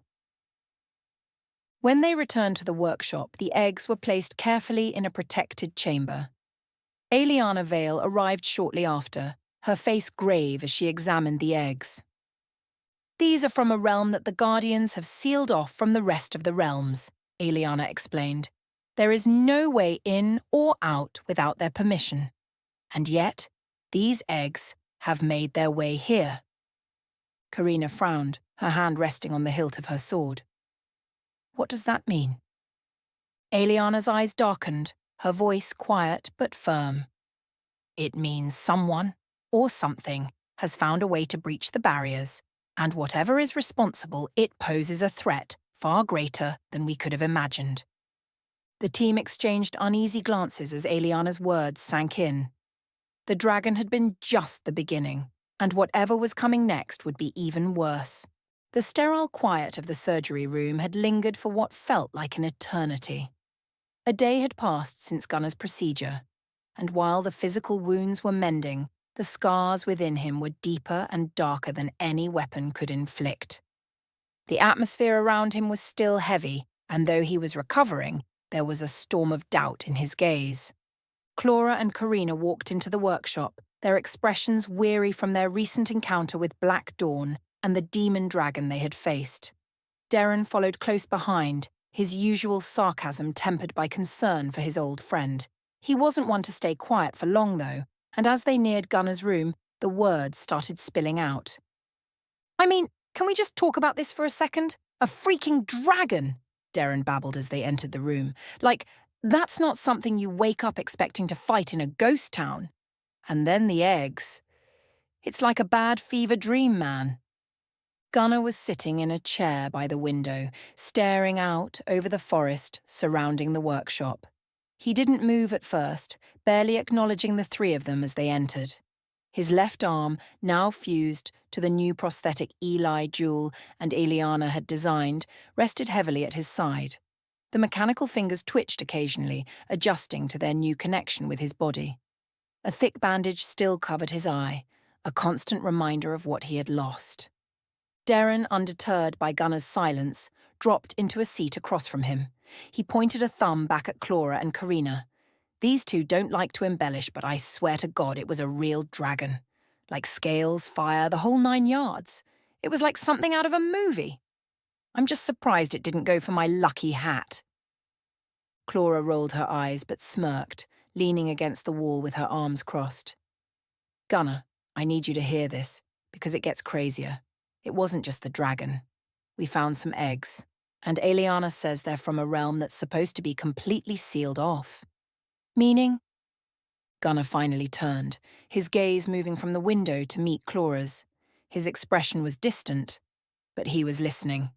The mechanical arm twitched as he shifted, a grimace crossing his face as the movement reminded him of his new reality. Meaning something dangerous is coming, Karina finished, stepping closer. And we're going to need you at full strength to deal with it. Darren, ever the blunt one, leaned forward, his eyes narrowing. All right, let's cut to the chase. I've been out there fighting demons, dragons, and who knows what else. And you've been holed up in here with that fancy new arm. So I gotta ask, was it a dragon that ate your arm? Or is there something worse we need to worry about? Gunner stared at Darren for a long moment, his face unreadable. Then, to everyone's surprise, a low chuckle escaped him, though it was bitter and hollow. No, he finally replied, his voice hoarse. It wasn't a dragon. Darren tilted his head, leaning back in his chair. Oh, so it's worse than dragons. Fantastic. Clara, sensing Gunner's struggle, stepped forward, kneeling beside his chair. Her fierce demeanour softened slightly, but her tone was resolute. Gunner, I know this is hell, but we need you. Your strength, your leadership. It's what keeps us moving forward. And I'm not letting you sit here and wallow when there are things out there that need killing. Karina nodded in agreement. Clara's right. The battle isn't over. You've faced worse than this, Gunner. Don't let it defeat you now. Gunner clenched his jaw, his mechanical hand twitching as he flexed his fingers. He still hadn't fully adapted to the arm, and it frustrated him. Every small movement reminded him of what he had lost and what he couldn't get back. But his pack needed him. And deep down, he knew Clara was right. With a deep breath, Gunnar pushed himself up from the chair, steadying himself. His eye moved from Clara to Darren and then to Karina, the resolve returning to his gaze. "All right," he said, his voice firm. "Let's get to work. What do we know about these eggs?" Clara smiled, the fire in her eyes reigniting. "That's more like it." As they gathered around Gunnar to discuss the situation, Darren shot him a sideways glance. "But seriously, man, dragons. Next time, you need to warn me about this crap." Gunnar smirked, the tension breaking for a brief moment. "Welcome to the pack, Darren. Get used to it." The cold air of the workshop had settled into a familiar, somber quiet.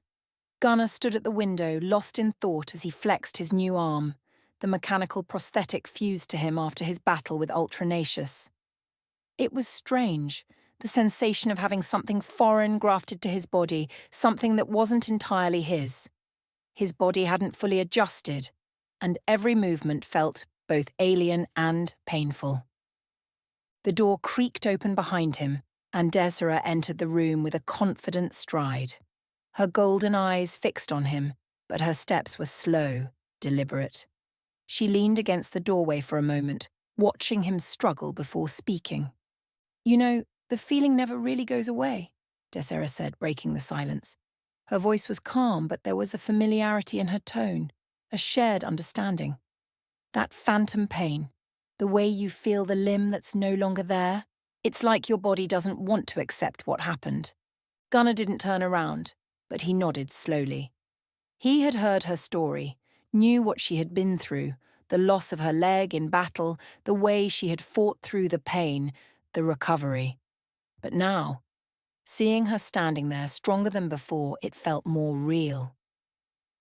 "You got through it," Gunnar muttered, more to himself than to her. "I had to," Desiree replied, stepping closer. "And so do you."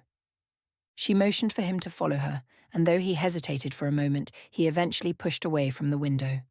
The new arm still felt heavy, cumbersome, but he wasn't about to let it break him. Together they walked down the hall toward the training room, where the others were waiting. Inside the training room, the air was thick with anticipation. Desiree led Gunnar to the center of the space where various weapons were laid out, and training dummies stood at the ready. She turned to face him, her expression serious. "When I first got my leg," she began, tapping her prosthetic gently with the side of her boot, "I couldn't move right. My balance was off, my strength wasn't the same. But you know what I realized?" Gunnar watched her closely, his good eye narrowing. "It wasn't about getting back to where I was," she continued. "It was about finding a new way.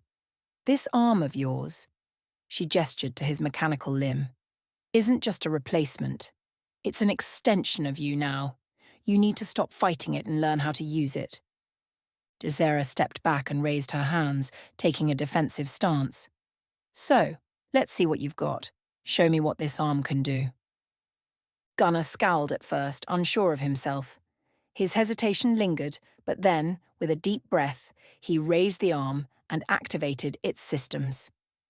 The mechanical joints whirred softly, adjusting as he flexed his fingers. He threw the first punch, but it was slow, awkward, missing its mark by a wide margin. "Not bad for a first try," Desiree said with a grin, easily dodging the strike. "But you're thinking too much. You need to trust the connection." Gunnar gritted his teeth and threw another punch, faster this time, but still clumsy. Desiree easily sidestepped again, her movements fluid and graceful. "Focus, Gunnar. You've got the strength, but you need the control." He growled under his breath, frustration bubbling up. Desiree watched him closely, reading his body language. She knew exactly what he was feeling, the anger, the doubt, the helplessness. But she wasn't about to let him give in to it. "You're not going to break it," Desiree said, her voice firm. "Hit harder." Gunnar clenched his fist, the mechanical fingers tightening into a solid punch, and swung again. This time, the hit connected with one of the training dummies, sending it crashing to the ground. Better, Dezera nodded. Now again. With each strike, Gunner's movements became more fluid, more natural. The others gathered by the door, watching silently as Gunner began to find his rhythm. Dezera stepped in, coaching him with each move, pushing him harder with every hit. "You've been through worse than this," she said, her voice low and encouraging. "You've fought monsters. You've taken on demons. You're not letting a piece of metal stop you now." Gunner's breathing grew heavier as he punched again, the sound of metal against the training dummy echoing through the room. Meanwhile, in another part of the workshop, Ashley, Eli, and Clara sat with Darren, filling him in on the history of the pack, the fall of the agency, the battles they had fought, and the enemies they had faced. "So, let me get this straight," Darren said, leaning back in his chair, his arms crossed. "You all were part of this secret agency fighting supernatural crap like demons, werewolves, and now dragons?" "That about sums it up," Ashley replied with a smirk. "Yeah," Darren muttered, shaking his head. "And I thought serving in the army was tough. What happened to just shooting at other humans?" Eli chuckled softly. "You get used to it, eventually." "I don't think I'll ever get used to this," Darren said, though there was a glint of sarcasm in his eyes. "But hey, if Gunner's crazy enough to deal with it, I guess I am too." Clara leaned in, her expression more serious. "It's not just about fighting monsters, Darren. It's about protecting what's left of the world. The agency may have fallen, but we're still here. And we're still fighting." Darren nodded, his face growing somber. "Yeah, I get that. We stand in the dark so others can live in the light, right?"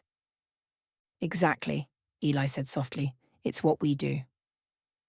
As they continued to talk, a sense of camaraderie settled over them. The weight of their responsibilities was heavy, but they were in it together. And now, with Gunner on the road to recovery, they could feel the strength of the pack growing once more. Back in the training room, Gunner stood over the fallen training dummies, his chest heaving from the effort. Dezera gave him an approving nod. "See," she said, her voice steady. "You're getting there. It's going to take time, but you're not alone in this." Gunner wiped the sweat from his brow, the mechanical arm finally feeling like it belonged to him. He glanced over at the doorway where the rest of the pack stood watching. For the first time in a long time, he felt a sense of hope. Clara stepped forward, her eyes filled with pride. "Welcome back, Alpha." Gunner gave her a small nod, the weight of his title settling on his shoulders once more. He wasn't fully healed, not yet. But with the pack by his side, he knew he could get there. And this time, he wouldn't be fighting alone. The room was warm with the quiet hum of conversation. Gunner, freshly returned from the training room, sat in a large armchair, still adjusting to the weight of his new arm. Across from him, Darren leaned back casually, as if the surreal nature of their world was just another day at the office. Clara stood by the window, her arms crossed, ever watchful. Dezera was at Gunner's side, her new leg moving with fluid grace now that she had fully adapted to it. Eli, Jewel, Karina, and Ashley gathered around, the atmosphere comfortable but still filled with the tension of their many unanswered questions. They had all been through hell together, but now they were trying to find a new path forward. Darren broke the silence first, his usual sarcasm punctuating the air. "So, what do you guys call yourselves now? I mean, what's the official title for this little operation you've got going?" The others exchanged glances, unsure how to answer. "Well," Clara began, "we were part of the agency." "The agency?" Darren interrupted, his face contorted in disbelief. "That's it. No fancy acronym, no secret badass name for what you guys did. Just the agency?" Clara raised an eyebrow but stayed silent. Darren shook his head with an exaggerated sigh. "That's pretty lame, to be honest. I mean, come on. I was expecting something with a bit more, I don't know, flair. You guys fight demons, monsters, and apparently dragons now, and all you had was the agency." Gunnar cracked a smile for the first time in what felt like days, and the rest of the group couldn't help but laugh a little. Even Clara's lips quirked up slightly, despite herself. Darren sat forward, his eyes bright with a new idea. How about this? You guys are all, what, remnants of that agency? Shadows of what it once was? But you're still fighting, still out there doing the work, right? Clara nodded. We haven't stopped. Exactly, Darren said, snapping his fingers. So, how about calling yourselves Echo Division? Like, echoes of what the agency once was. Shadows and echoes. I mean, an echo is basically a sound shadow, right? Everyone fell silent for a moment, processing the suggestion. It was simple, but it fit. The agency might have fallen, but they were still here, still carrying the weight of that legacy. Gunnar leaned back, his eyes thoughtful. Echo Division, he repeated, testing the name on his tongue. It's not bad, Ashley admitted, a small grin on her face. Better than the agency, that's for sure. Eli chuckled, nodding in agreement. It's fitting. We're not the same, but we're still here. Clara crossed her arms, staring at Darren. You might be onto something. Darren gave her a wink. Well, I do try. Gunnar, his expression now serious but approving, gave a single nod. Echo Division it is, then. The group seemed to straighten a bit, as if the new name breathed fresh life into their purpose. Echo Division. It wasn't about living in the shadow of the past. It was about creating something new from the echoes of what once was. Darren leaned back again, clearly satisfied with himself. All right, now that we've got that settled, how about we talk about what's next? We've got dragons, demon eggs, and apparently a whole lot of messed up realms to deal with. Gunnar's gaze grew sharper, and the room quieted again as they all turned toward him. He was the Alpha, the one they looked to for guidance, even in his current state of recovery. Gunnar's voice was quiet but firm. We've dealt with a lot of threats, but something tells me the worst is still ahead of us. The Black Dawn may be regrouping, but there's something bigger out there. We need to be ready. Clara nodded in agreement, stepping forward. We'll keep training, stay sharp. There's no telling what might come next, but we'll be ready. The group began discussing their next steps, tracking Black Dawn's movements, reinforcing their base, and preparing for whatever might come their way. But for now, they had a new identity. Echo Division. A group born from the remnants of a fallen agency, still fighting, still standing, still determined to protect the world from the darkness lurking in the shadows. As they planned, Darren leaned over to Eli, grinning. By the way, Keebler, Echo Division? Totally my idea. You're welcome. Eli shook her head, chuckling. Yeah, you've got one good idea. Don't let it go to your head. Too late, Darren replied, his grin widening. And with that, Echo Division began its next chapter, ready to face whatever came next. Together. The morning light filtered through the windows of the workshop as Echo Division gathered around the jet, doing some routine maintenance and gearing up for the day's missions. Gunnar, still adjusting to his new arm, sat on a nearby crate with Darren, who was casually tinkering with his freshly engraved shotgun. So, Darren said, glancing at the wolves who were lounging nearby, I've been thinking, why the hell do the wolves have to run everywhere when we've got this fancy jet? I mean, don't get me wrong, they're badasses and all, but come on. We're in the 21st century. Why not toss in a side-by-side ATV or something? We've got space, right? Clara, standing a few feet away, raised an eyebrow. The wolves are more than capable, Darren. They don't need a ride. Darren smirked, crossing his arms. I'm not saying they need it, just saying it'd be a hell of a lot easier. Plus, could you imagine a wolf driving one of those things? I'd pay to see that. Omega let out a huff, and Alpha shot Darren a withering glare, clearly unimpressed by the suggestion. Gunnar, sitting quietly, gave a half smile, but his attention quickly returned to tinkering with the gear on his prosthetic arm. Eli, overhearing the conversation from across the room, shot a glance toward Jewel, who stood next to her. You know, we could have a little fun with that, she whispered. Payback for the Keebler nickname. Jewel grinned mischievously. I like the way you think. Eli motioned to Ashley, who was standing by one of the workstations, her arms crossed. She leaned in and whispered her plan, a smile creeping across Ashley's face. What do you need? Ashley asked, already intrigued by the potential for mischief. I just need you to distract Darren for a bit, Eli replied. We'll take care of the rest. Ashley nodded, walking over to Darren with a sly grin. Hey, Darren.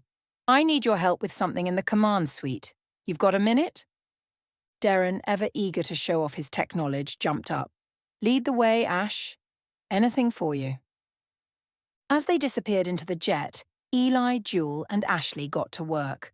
Clara glanced over with mild curiosity, but the pack had seen enough of Eli's schemes to trust that whatever was going on, it was likely harmless, and likely hilarious. 30 minutes later, Darren strolled out of the jet none the wiser. He stretched, adjusting his jacket. All right, I fixed the targeting system. Should be good to go. Eli appeared, grinning. Hey, Darren, we've been thinking about that ATV idea of yours. Figured we could surprise you. Darren's eyebrows shot up. Surprise me? Yeah, come on, Eli said, motioning for him to follow her toward the back of the jet. You said you wanted something modern and practical for the Wolves, right? Well, ta-da! They turned the corner to reveal an ATV. Sort of. It was a side-by-side, all right, but Eli had rigged it with what appeared to be giant fuzzy wolf ears on top and an exaggerated tail on the back. The thing looked ridiculous, like something straight out of a cartoon. Darren stared, his mouth opening and closing, trying to form words. The entire pack gathered around, unable to contain their laughter. Even the wolves seemed to be watching with something like amusement in their eyes. You've got to be kidding me, Darren muttered, rubbing his forehead. Nope, Eli grinned, crossing her arms. You wanted an ATV for the wolves, right? So we gave it the proper wolf treatment. We even added some padding for Alpha and Omega to ride shotgun. Practical, right? Ashley nudged Darren. Come on, Darren, I thought you'd love it. We even named it the Wolfmobile. Darren groaned, shaking his head but unable to stop the grin that spread across his face. All right, you got me. I deserve that for the Keebler thing. But seriously, I'm not riding around in that thing. Clara chuckled, stepping forward. Maybe next time, Darren, think twice before calling one of us a nickname, especially Eli. Darren shot her a mock glare but couldn't help but laugh. Fair point. I'll take my chances next time. Eli stepped up, still grinning. Good. Now, back to business. How's that shotgun holding up? Darren hefted the shotgun onto his shoulder. Oh, it's perfect. I'm still getting used to the runes you put on it, but man, this thing packs a punch. You've outdone yourself. Gunnar, who had been watching quietly, stood up from his seat, his new arm adjusting with a subtle whir. He walked toward Darren and Eli. All right, enough joking around. Darren, you're coming to the range with us. I need to test this arm, and we'll give that shotgun a workout while we're at it. Darren smirked, glad to see Gunnar taking the reins. I'm in. The group headed to the range, leaving the ridiculous ATV behind. But the laughter from the prank lingered, breaking the tension that had hung over Echo Division since the last mission. As they walked, Eli hung back for a moment, grinning to herself. Darren might have gotten the nickname Keebler to stick, but she had won this round. And it wasn't over yet. The sky above the training grounds was a perfect blue, almost too perfect for the kind of training the Echo Division was about to engage in. But here on Earth, even in the serene surroundings, danger was always lurking in the shadows. The pack was preparing for a full combat drill, and there was nothing serene about that. The day had come to put the team's skills to the test. They had been sharpening their abilities, adapting to new technology, and recovering from old wounds. And now they would take everything they had learned and throw it all into one explosive session. Darren, still a fresh presence among them, leaned against one of the benches, his sarcastic grin plastered across his face.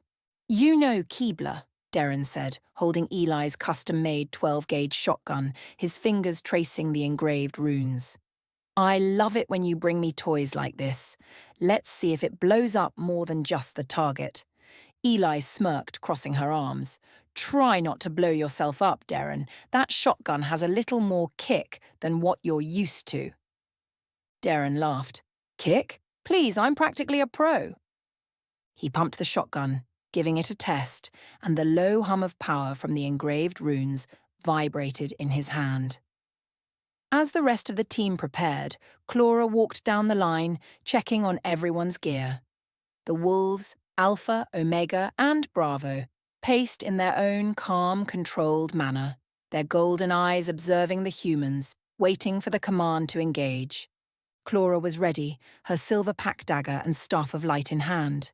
She had been honing her skills ever since their return from Alfheim, preparing for moments like this. Her piercing gaze moved over the group, finally landing on Gunnar, who stood with Starbreaker resting against his side.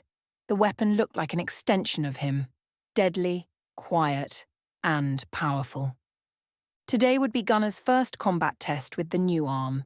He hadn't fully adjusted to its weight or its power, but it was time. Desera, having gone through a similar process with her leg, stood to the side, her eyes focused and determined, ready to provide support if needed. "All right, Echo Division," Clara called out, her voice sharp as she paced down the line. "We're not playing games today. We've got real threats out there, and it's time to remind ourselves what we're capable of. We're running the full drill. No holds barred." Darren let out a low whistle, looking around at the team. "Echo Division, huh? You guys actually settled on a name." Clara gave him a sideways glance. "You came up with it. Thought you'd be more proud." Darren shrugged with a grin. "Yeah, well, it's starting to grow on me. Let's see if it sticks." "Let's see if you stick," Gunnar muttered, barely loud enough for Darren to hear. Darren straightened up, giving Gunnar a mock glare. "Watch it, brother. You might be the alpha, but I've got this shiny new toy in my hands." He held up the shotgun and waved it teasingly. The others chuckled as they finished preparing. Clara stepped to the front, lifting her staff of light and tapped the ground with it. "Wolves in position. Pack ready. Darren, try to keep up." The signal was given, and everything went from calm to chaos in seconds. Clara moved like a storm, her silver dagger slicing through targets with deadly accuracy. The staff of light emitted bursts of radiant energy, demolishing any targets in her path. Her wolves, Alpha and Omega, moved alongside her, their ferocious energy channeling into every strike. Darren watched in awe for a brief moment, then leveled the shotgun at a row of targets downrange. "All right, let's see what you got," he muttered, squeezing the trigger. Boom! The shotgun roared, the rune-engraved shells exploding with concussive force. The first row of targets disintegrated, leaving nothing but ash and smoke behind. "Holy hell!"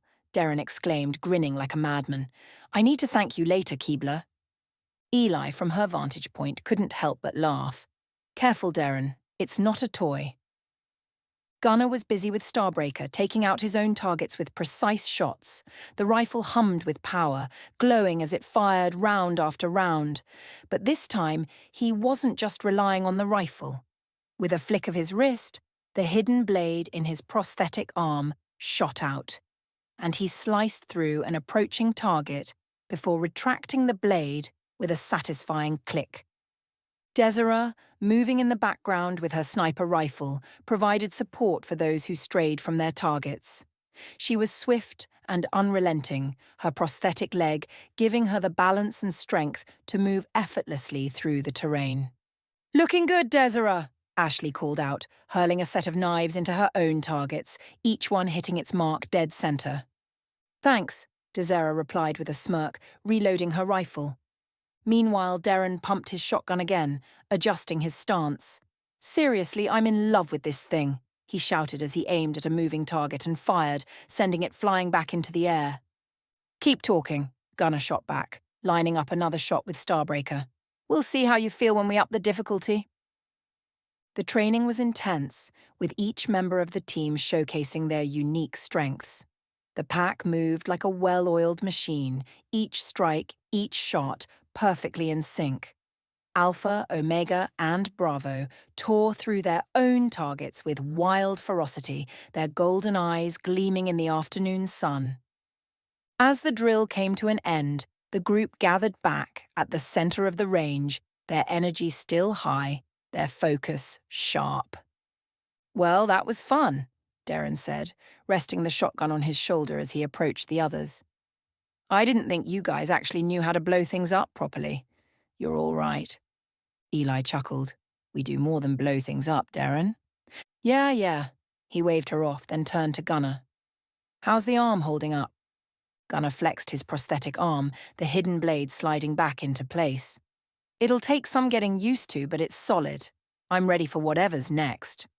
Clara stepped forward, her expression unreadable. "You've done well, Gunnar, but don't get too comfortable. There's always more to learn." Gunnar nodded, but the weight of the day wasn't lost on him. The drill had gone well, but his mind was still restless. He had come far, but there were still demons, both literal and internal, that needed to be faced. For now, though, they had succeeded. The pack was strong, united, and ready for whatever came next. Well, you found your way to the end, haven't you? That must mean you're curious, and we love curiosity around here. Before you vanish into the ether, take a moment to subscribe. It's just a click, and trust me, you'll want to stay in the loop for what comes next. And while you're at it, give the video a like. The energy exchange is good for you. Hit that notification bell too. You wouldn't want to miss out on any of our magical misadventures. Who knows what I might conjure up next? Alright, off you go. But remember, I'll know if you didn't subscribe. See you on the other side.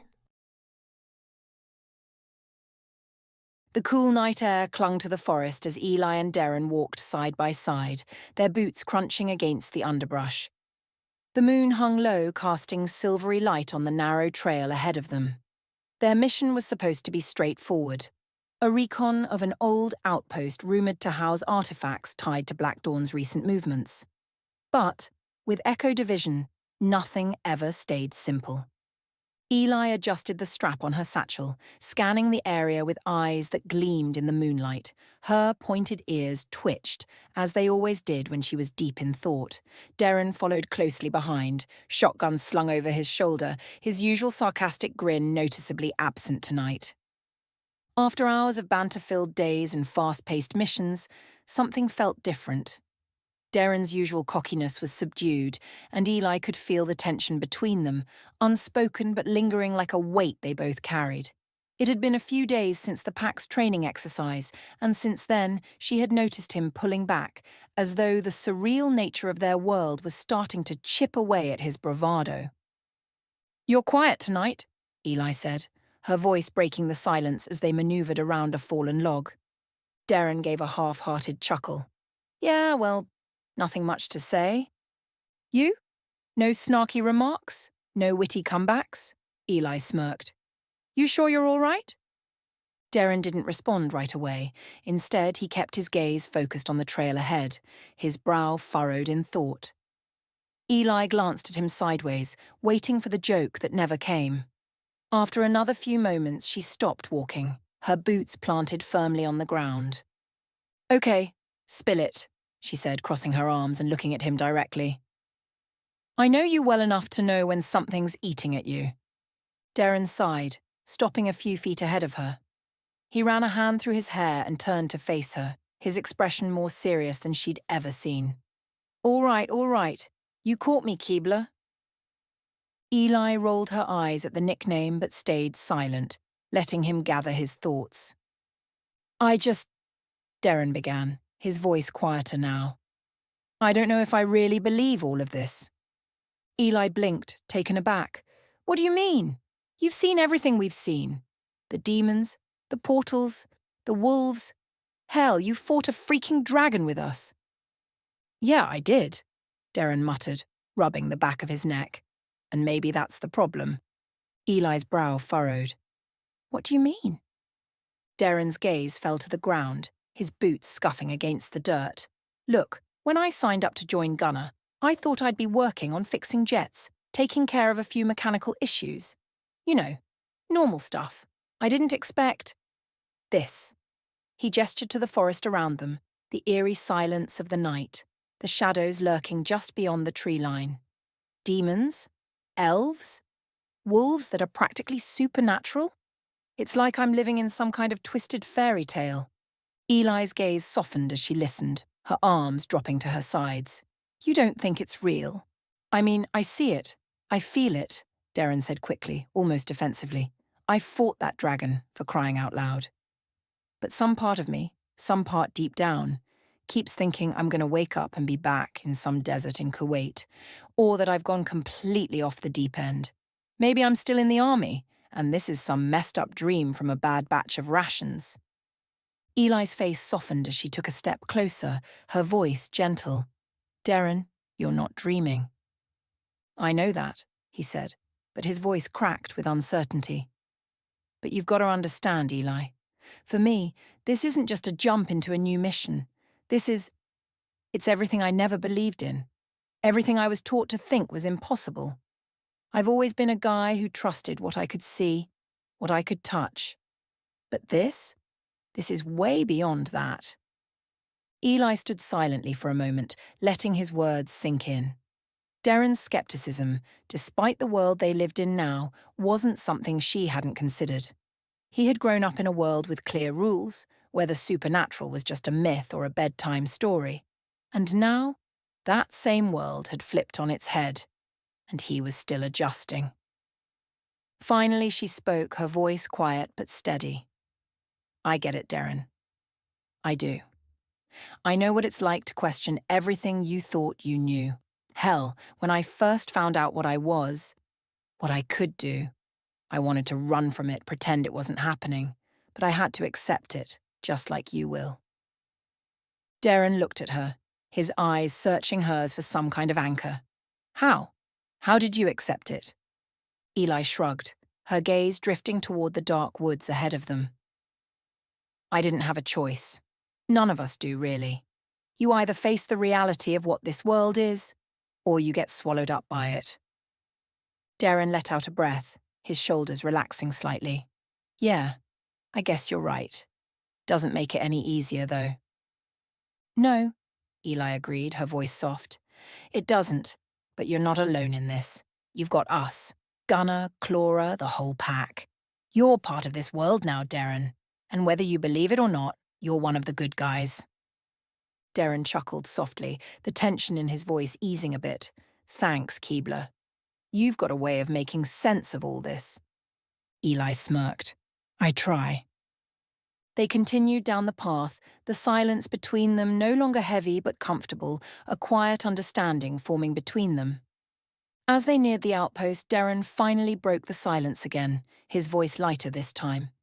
You know, part of me is starting to think that maybe this whole supernatural gig isn't so bad. At least I get to blow things up. Eli laughed, shaking her head. There it is, the Darren I know. And hey, he added with a grin, if I'm going to be stuck in some twisted reality with demons and dragons, at least I've got the best damn shotgun in the universe. Eli rolled her eyes but smiled. Just try not to blow yourself up this time, okay? No promises, Darren said, winking as they reached the edge of the clearing where the outpost lay hidden in the shadows. And with that, they prepared to face whatever waited for them in the darkness, together as part of the Echo Division. The dense forest opened up to a clearing as Eli and Darren approached the crumbling structure of the outpost. It looked like a ghost of its former self, abandoned, with vines creeping up the stone walls and the roof half collapsed. The air was still, eerily quiet, as if the forest itself was holding its breath. Darren looked around, shotgun in hand, his expression unreadable. Doesn't look like much, he muttered. You sure this is the place? Eli didn't answer right away. She crouched down near the entrance, her eyes scanning the ground, her ears alert to even the slightest movement. It's the place, she said softly, running her fingers through the dirt, feeling the residual energy in the earth. Darren stood guard, his gaze darting around the perimeter. He was still on edge after their earlier conversation, but now, in the face of potential danger, his military instincts kicked in. If this is their base, where the hell are they? Eli rose to her feet and dusted off her hands. That's what we're going to find out. The two made their way inside the outpost, the air growing cooler as they stepped into the darkened interior. The place was a wreck, broken furniture scattered across the floor, old documents shredded and crumpled in the corners. Darren's flashlight cut through the gloom, revealing the remnants of a hastily abandoned base. The walls were lined with outdated tech and decaying symbols that hinted at Black Dawn's former presence. Darren let out a low whistle as they moved deeper inside. Looks like someone left in a hurry. Maybe the rumors about Black Dawn being stronger than ever are just that. Rumors. Eli didn't respond, her focus shifting as her sharp eyes scanned the area. Something didn't feel right. Stay close, she said, her voice low. There's more to this place than what we're seeing. They continued through the building, finding room after room filled with little more than dust and broken equipment. It was as if Black Dawn had abandoned this place long ago, yet there was something about it that felt too deliberate, like they wanted to leave no trace behind. This is a waste of time, Darren grumbled, tapping his foot impatiently. Whatever Black Dawn was up to here, they're long gone. We should head back and report. Not yet, Eli said, her voice firm. There's something hidden here. I can feel it. Darren raised an eyebrow. You're telling me you feel it? Like magic elf feelings kind of thing? Eli ignored his teasing and knelt down in the center of the room, her hand hovering just above the floor. She closed her eyes and concentrated, feeling the faint traces of magic that still lingered in the space. Her fingers brushed lightly over the ground, and suddenly she felt it. An anomaly. Something out of place. There, she whispered, her eyes snapping open. She pressed her hand against the floor, and a soft hum filled the air. Slowly, a hidden trapdoor revealed itself, the outlines of ancient runes glowing faintly beneath the dust. Darren stepped forward, clearly impressed. Well, damn, you're full of surprises, Keebler. Eli shot him a quick smirk before focusing on the runes. These are old. Very old. Whoever placed these didn't want anyone finding this. She began working on the runes, tracing them carefully with her fingers and muttering a quiet incantation under her breath. The runes flickered, and the trapdoor slowly creaked open, revealing a hidden chamber below. Darren aimed his flashlight down the dark stairway, his voice dropping to a more serious tone. Well, looks like we found something after all. They descended into the chamber, the air growing colder as they moved deeper underground. The chamber was small but lined with walls covered in strange, ancient symbols. At the far end, a set of cabinets and a work table stood covered in layers of dust, as if they hadn't been touched in years. Eli approached the work table, her eyes narrowing as she scanned the documents scattered across it. These aren't just old records, she murmured, picking up one of the faded pieces of parchment. This is intel. Recent, too. Darren leaned in to take a look, his expression skeptical. Intel on what? Eli's fingers moved quickly over the papers, her eyes widening as she pieced together the information. Black Dawn. They're not as strong as we thought. They've been losing numbers ever since we destroyed the Demon King. Darren's eyebrows shot up. Wait, you're telling me that without the big bad demon they're falling apart? Eli nodded, her voice filled with a quiet urgency. It gets worse. Look here. She pointed to a specific set of notes, hastily written in what looked like a panicked hand. They're trying to find someone named Trinity. Trinity the Phantom, Darren said, his voice dropping to a near whisper. I've heard of her. She's supposed to be one of the deadliest operatives Black Dawn ever had, but I thought she disappeared years ago. Eli frowned, studying the notes more closely. She did disappear, but these documents say she's been locked up somewhere, hidden away. Black Dawn is scrambling to find her. With the Demon King gone and their leadership shattered, she's their last hope to rebuild. Darren let out a low breath, absorbing the gravity of the situation. So, what we thought was a growing threat is actually a desperate scramble.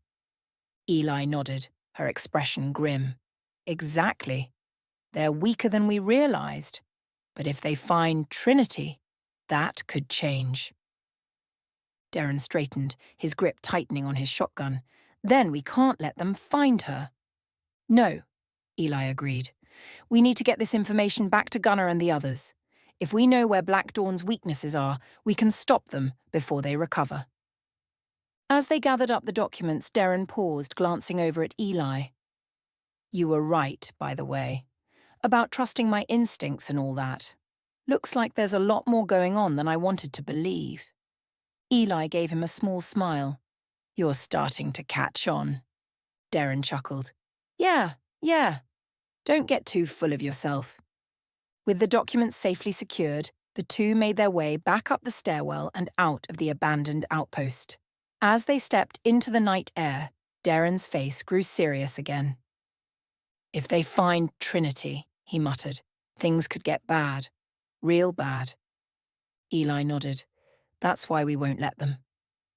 Together they set off through the forest, determined to get back to Echo Division and share what they had discovered. The road ahead was uncertain, but with this new information, they had the chance to strike at Black Dawn before they could recover. And for the first time in a long time, the pack had the upper hand. The workshop was quiet, but there was a palpable tension in the air as Eli and Darren stood before Gunnar. The mission had been successful, but the information they uncovered about Black Dawn, and particularly Trinity, was more than either of them had expected. Gunnar, seated at the head of the table, was flipping through the documents Eli handed over, his face growing darker with each page. Eli spoke carefully, trying to gauge his reaction. We found evidence that Black Dawn is much weaker than we thought. Without the Demon King and with you dismantling their core leadership, they're falling apart. But they're still trying to locate someone, Trinity. Apparently, she's their key to rising again. At the mention of Trinity, Gunnar froze, his fingers tightening around the edge of the document. His face became stone, unreadable, but the tension in his body was unmistakable. Eli exchanged a quick glance with Darren, knowing something heavy lay behind the name. You know something about her, don't you? Eli ventured, her voice soft but steady. Who is Trinity?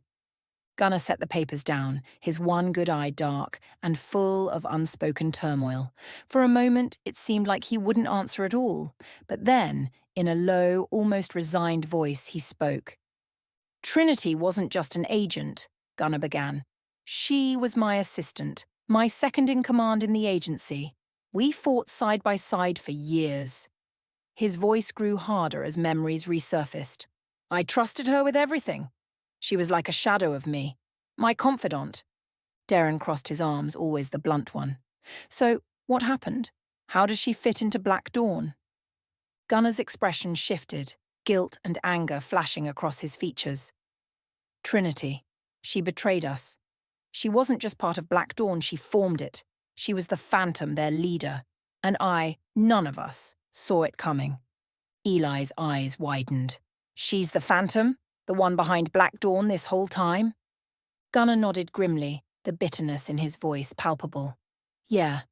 The whole time she was by my side, she was building Black Dawn in the shadows. I didn't realize it until it was too late. The ambush, the one that nearly destroyed the agency, it was her doing. She coordinated the attack to take us down from the inside. He paused, the weight of his words settling in the air. We were surrounded. I was trapped, along with a handful of agents, and it looked like there was no way out. That's when Trinity sacrificed herself, or at least, that's what I thought. Eli leaned forward, her brow furrowed. But it wasn't a sacrifice, was it? Gunnar's jaw clenched. No, it was a trick.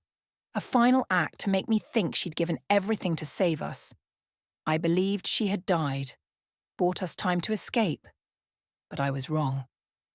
Darren looked baffled. So, she faked her death to save you, but she was the one who set it all up? Gunnar's voice grew harder, a dark edge to his tone. Exactly. When I found out the truth, when I realized that she had orchestrated everything, that she was the Phantom, it almost broke me. She was responsible for the deaths of so many of my people, people I trusted, and all the while she played her part perfectly. Ely shook her head, trying to process the betrayal. So, what happened next? How did Sophia find her? Gunnar let out a slow breath, his shoulders slumping ever so slightly. After the agency fell, we thought Black Dawn was gone. But Sophia, she kept digging. She was the one who eventually tracked down Trinity, or rather the Phantom. She figured it out, uncovered the truth about who Trinity really was. He paused, his voice tightening. Sophia brought her to justice, at least as much justice as you can get for someone like her. Trinity was captured, tried, and locked away in a top-secret prison for supernatural threats. And that's where she is now, under constant surveillance. Darren whistled softly. So Sophia took down your old partner, the leader of Black Dawn. That's heavy. Gunnar's face was hard, distant. She did, and she's the only reason Trinity isn't out there right now, rebuilding Black Dawn from the ashes. Ely absorbed the weight of Gunnar's words. And now, Black Dawn is trying to find her. They think if they can get her back, they can regain their strength. Exactly, Gunnar said, his voice low. But as long as I'm around, that won't happen. No one knows where she is, not anymore. I made sure of that. Only I know the location of that prison. There was a long pause as the implications of Gunnar's revelations sank in. Trinity, the Phantom, the very heart of Black Dawn, was still alive. Locked away, but very much a threat if she ever escaped. Before Ely could ask anything more, the sound of approaching footsteps broke the silence. Sophia entered the room, her expression both relieved and conflicted. Gunnar's gaze softened slightly at the sight of her, but he could tell something was on her mind.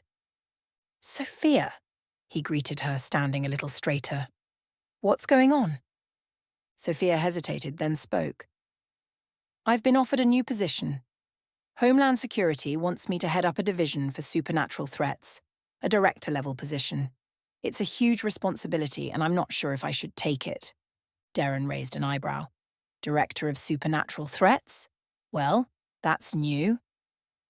Sophia smiled faintly but quickly grew serious again.